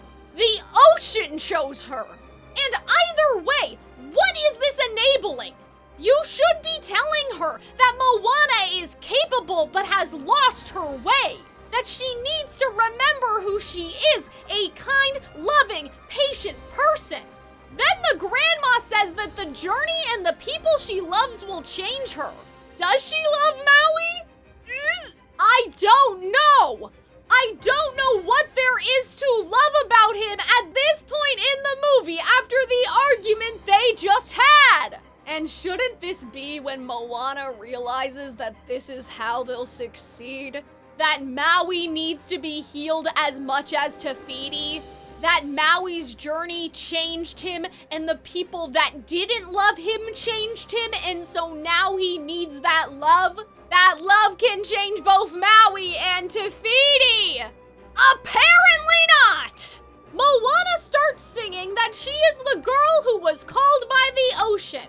And this whole song is about her identity in relation to everyone else, which is very ironic considering that this is supposed to be this big empowering moment of this is who I am. It's not about who you are. It's about you in relation to the Voyagers. You in relation to your father, not who you are. And then we get the most unearned, the call isn't out there, it's inside me, I know the way! What? How? How the fuck did we come to this conclusion? Without the kindness, it doesn't make sense. You literally do not remember that the ocean chose you because you sacrificed something you wanted, the seashell, for the sake of the sea turtle. That was the reason why the ocean decided that it should be you. The only way that the call was inside me makes sense is if Moana remembers this. I would be okay with this as long as they did that, but she doesn't know the way through love. That is not what we're doing here. She just knows the way because she's the chosen one and she's gonna go do chosen one things. And she doesn't give a fuck about apologizing to Maui. Think about how much more impactful it would have been if she realized that she needed to use the heart to fix Maui's hook and heal his broken heart before they could both go fix Te Fiti. Instead, she goes by herself without Maui because she's so girl boss and we don't even need him. And by not making Maui take responsibility for his actions, even though that is what Grandma seemed to have been suggesting before, it undermines that lesson and why all of this should be important. Moana gets through the hole by herself, which proves that she was right. They could have made it and Maui was wrong. What a great lesson. Your selfishness and arrogance was correct, actually. What a hero! She uses trickery again to get here, by the way, and it's in these moments I can really tell that it was Maui doing these things before Moana. Then for some reason, Maui comes back. Did he hear her song from the other side of the ocean? I don't know! I don't know why Maui comes back, other than the fact of what, he admires that Moana tried again without him, but again, that's not admiring Moana for who she is, it's just about, oh, well, I guess I'll respect you now because you're a hero. Why should he be I got your back, chosen one? What caused this change of heart? We didn't even see him feeling guilty about how he left Moana or him watching from afar or anything. He just shows up, and this is another problem with how this movie does everything too fast and doesn't stay in a moment, because I could at least buy this if you had shots of Maui and you could see that he was watching Moana and he felt bad, but they don't do that! And the theme butchering is something that happens so often in the live-action remakes, I feel like I don't even need to explain it. This is how we get nearly every princess-adjacent Disney movie having a "I was special all along" moment instead of an actual lesson or moral. Even the Little Mermaid live-action needs to undermine the theme by having Ariel save the day instead of Eric. A moral cannot be imparted onto the audience because the heroine does nothing wrong. She doesn't learn anything. And so instead of the old Disney movies that hammered in the importance of moral virtue, it's just everyone else was wrong. I was right. They have to change. And even though we do have Disney parents admitting they were wrong, like Triton, Ariel still has personal flaws to overcome. And we do learn valuable lessons from her about the sacrifices you need to be willing to make to achieve your dreams, and how hard you have to fight for them. But the new Disney princesses do not have dreams. They have calamities that need solving. And that's what I think is so interesting here. Because I was always taught that you should be able to remove the character out of the thing and their super objective should still apply. Like, you could take Belle out of Beauty and the Beast completely and put her in fucking Star Wars or whatever, and she would still think for once it might be grand to have someone understand. That is how you have a strong, driven character, as opposed to a character that is, like, railroaded by the plot or just jerked around by MacGuffins. This never stop believing in yourself triumphant moment thing becomes very empty when these characters don't even have moments of doubt and vulnerability. Because they are ultimately the chosen one anyway, and so they never show fear. They are never victims of the oppressive force. They never have anything to lose, and they never get desperate. But it's not even never stop believing in yourself. It's believe in yourself when other people say so and tell you that you're special and you're the chosen one, and you feel the mysterious, vague feeling in your heart. Not for who you are outside of the perception of others. And now let's talk about the final nail in the coffin for me, which is the ending. So after all of this, Maui just leaves. And so we can't even get Moana being the only one to truly understand Maui or vice versa. Moana is just like, my people will need a master wayfinder, and he goes, they already have one, because again, we need to girl boss. But why can't they just both exist together? It's not like Moana can clone herself. Surely it would be useful to have two instead of one. Why did they do this instead of Maui finally having a place where he belongs and Moana finally having a friend who is not a fucking chicken? It's really, really weird. And it ruins that idea that the duo is incomplete without one another. Friendship and love should not be a weakness. It should not be less empowering for Moana to need someone. And even if you can argue that now she has her people, those people only embrace her when she does the heroism. They were the same people who were calling Grandma crazy and who would have called her crazy if she had continued to embrace the ocean instead of conforming. This isn't the same as we were wrong for how we treated you and we should have accepted you as you are. Even the father doesn't apologize or anything. I don't want to scare the baby, so I'll just say that Moana's dad only says that it suits her, and then suddenly they're sailing. And that is the end of Moana. What the fuck? Pumpkin, you want to come only after the recording's done, but it's done. Cute little kitty. Oh, you're such a good kitty. Oh my god, guys, look at her. She's so cute. Yay, that way you guys get to see a cat in the Moana video. Yay, I was hoping you'd get to see one little kitty. Hello, little kitty. Throughout this video, I have given brief examples of how the problems from Moana have spread into the other Disney princess movies. I'm sure you're coming up with your own examples because it's so easy to see how the same issues with Maui or Moana, whether it's the competency, initiative, likability, super objective, or lack of vulnerability, applies to all those other characters. It's easy to see how Disney violently swerves away from the interesting extremes to avoid conflict between people, and how there are no lessons or themes anymore.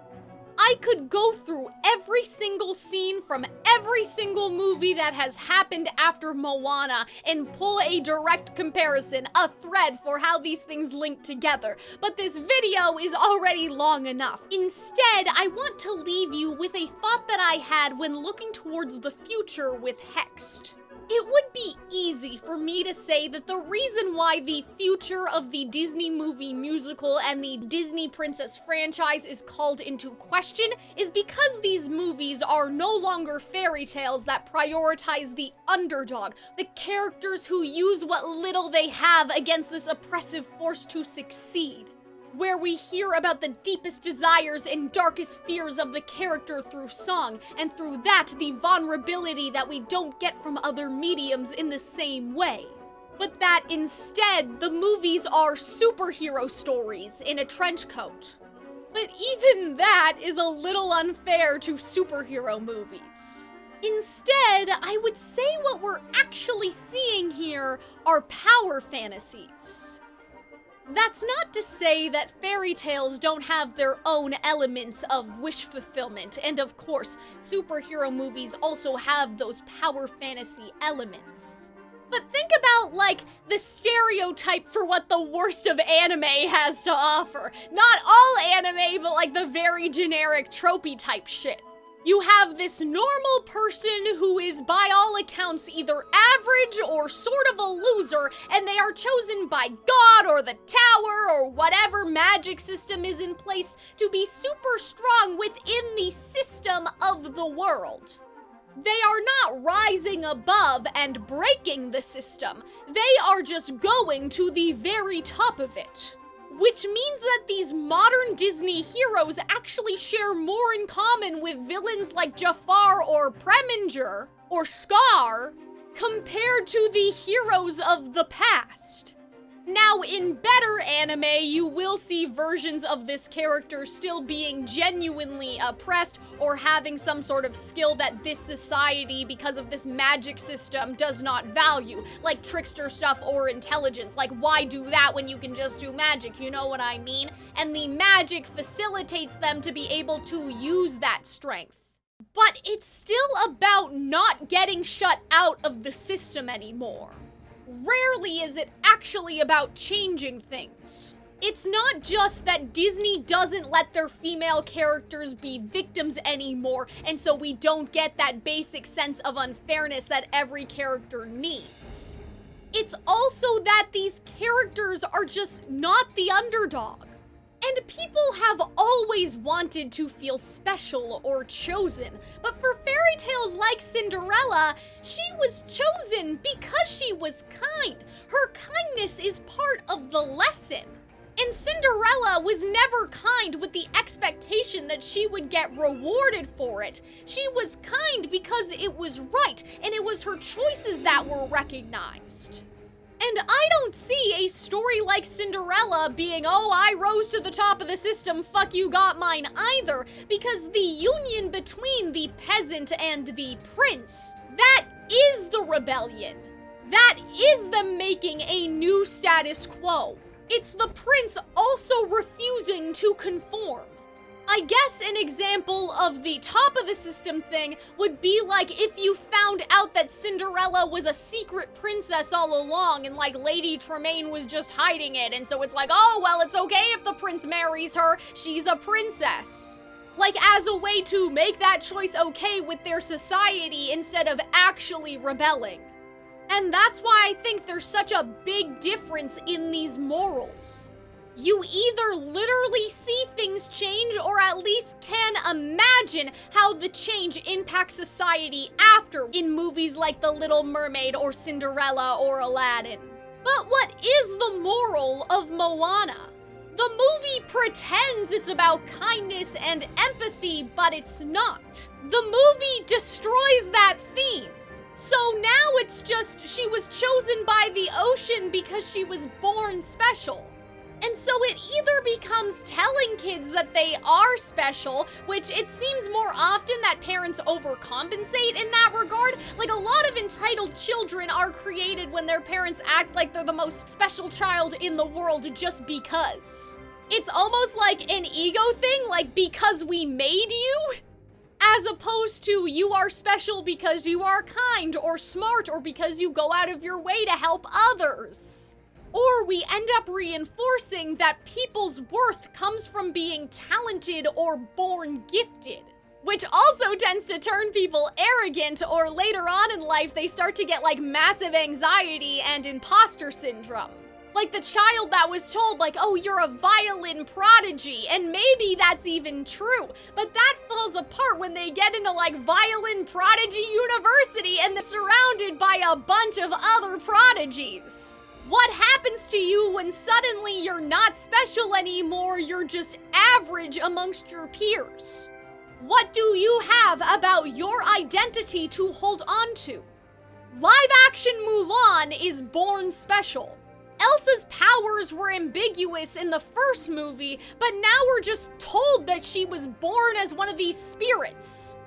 Even fucking Snow White, the princess who is known for her kindness, has to have some greater destiny.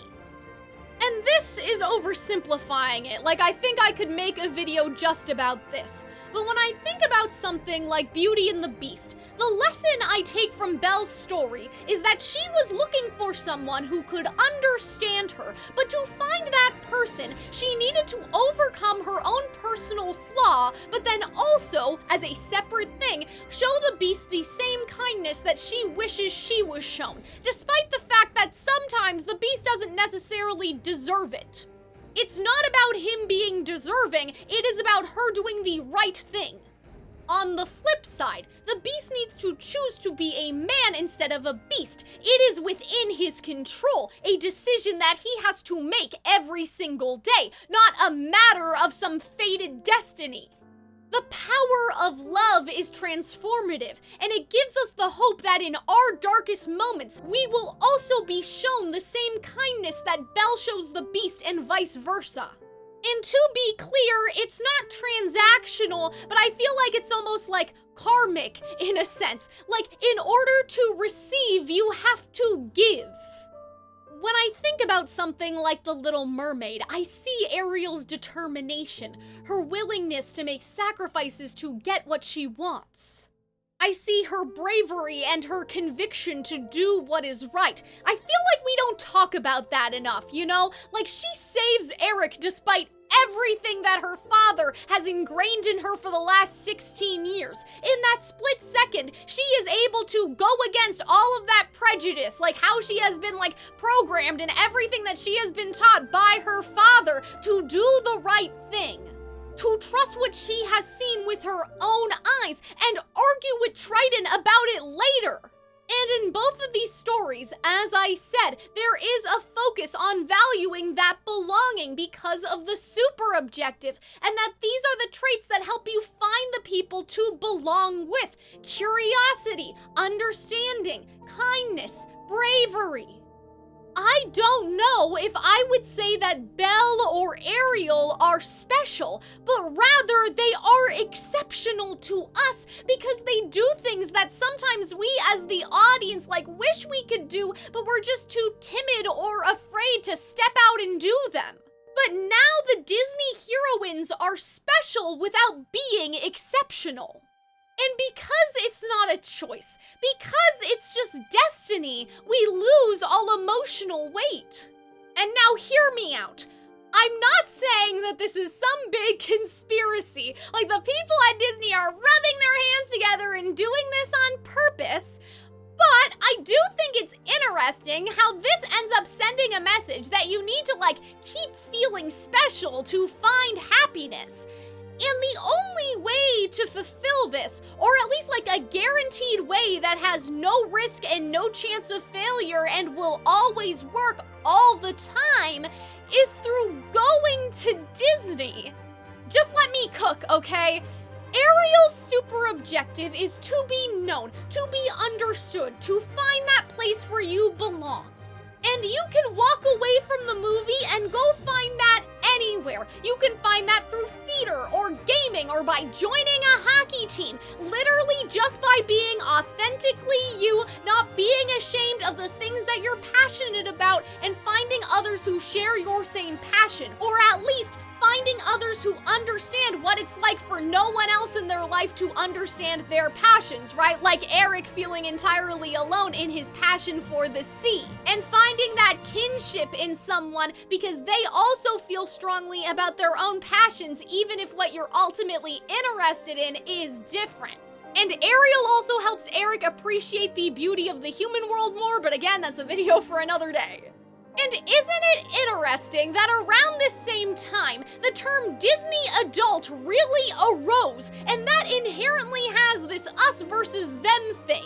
It's almost like retroactively they were trying to go like, hey, if you want that sense of belonging, you need to find it with other Disney people because the rest of the world thinks Disney adults are cringe. You can't take that lesson and go off into your life because what you're passionate about is Disney.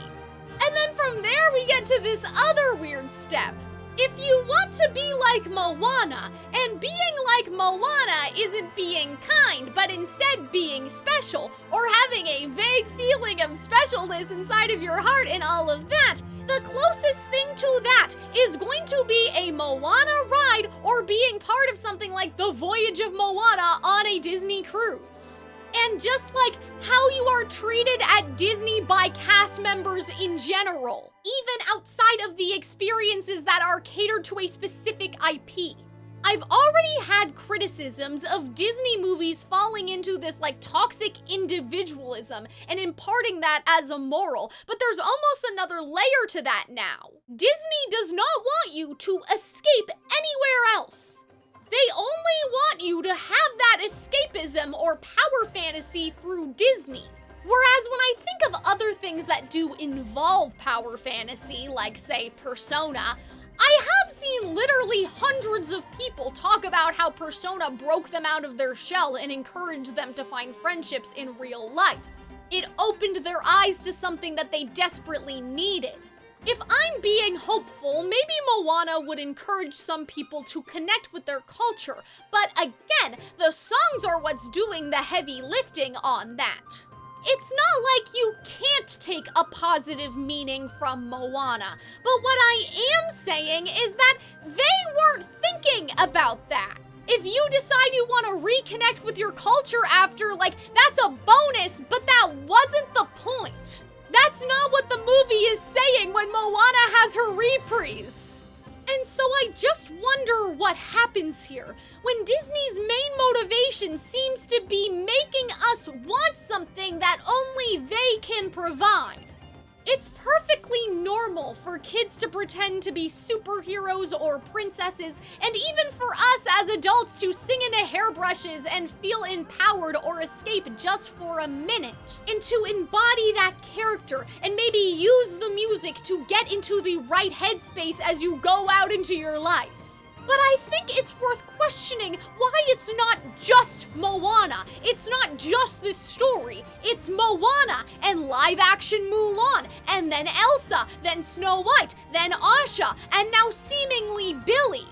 And though animated movies have a long history of basically being not very subtle Trojan horses of marketing, like to sell toys or dolls or what have you, it feels like there was a distinct shift with Moana, where the focus was, we want something where people are going to want to go on a ride. We need to make sure we are able to break this apart and make it easily digestible. Sometimes literally, you know what I mean? This needs to be marketable as food. It needs to be marketable as a ride versus telling the story and naturally an exciting attraction or offering just coming from that. And because Moana succeeded at that and gave Disney its second big thing it could continue to make sequels for after Frozen, they tried it again with Raya.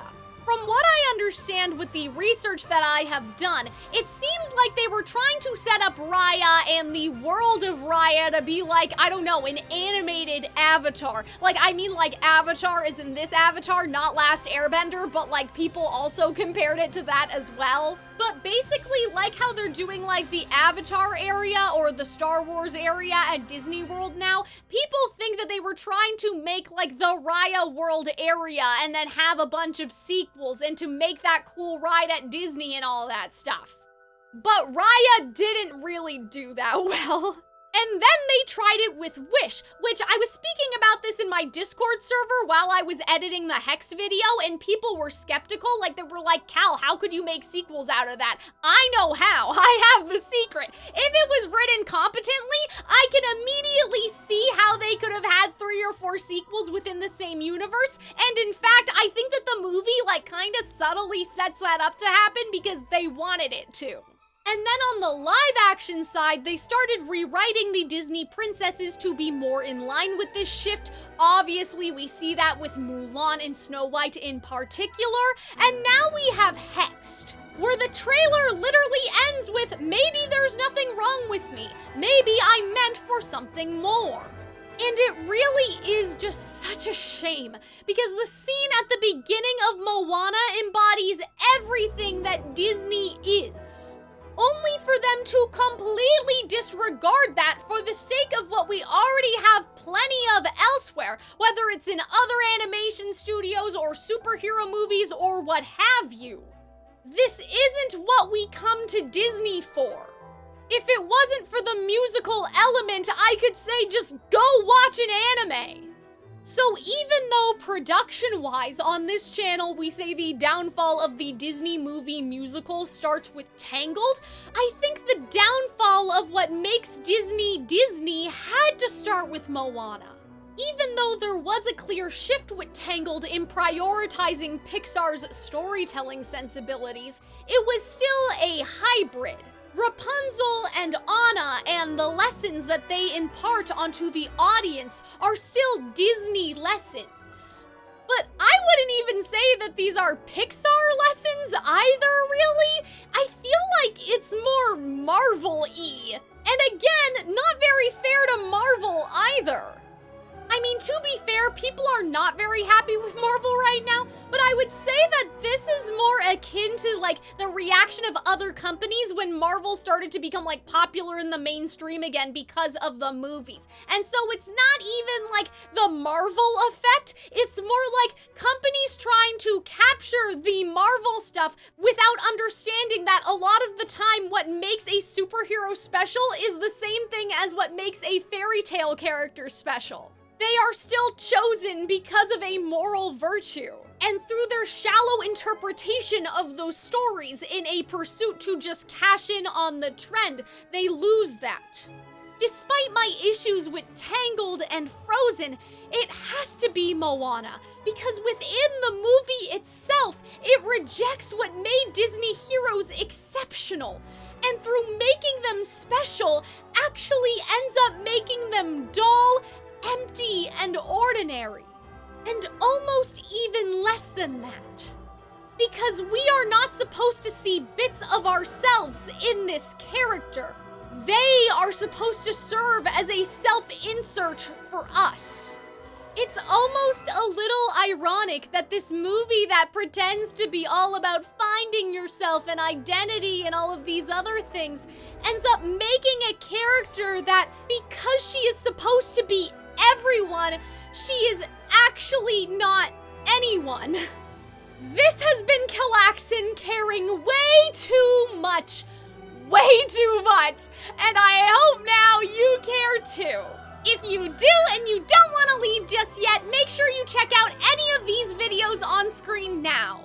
Thank you so much again, everyone, especially to the patrons and the YouTube members, but just for everyone for getting this far. I felt myself go around in circles a little bit, so hopefully we sort it out in the edit, but this was a very self-indulgent video for me to make, and I just wanted to get all my grievances out there. And so even if I sound like a broken record, at least now I never have to say it again.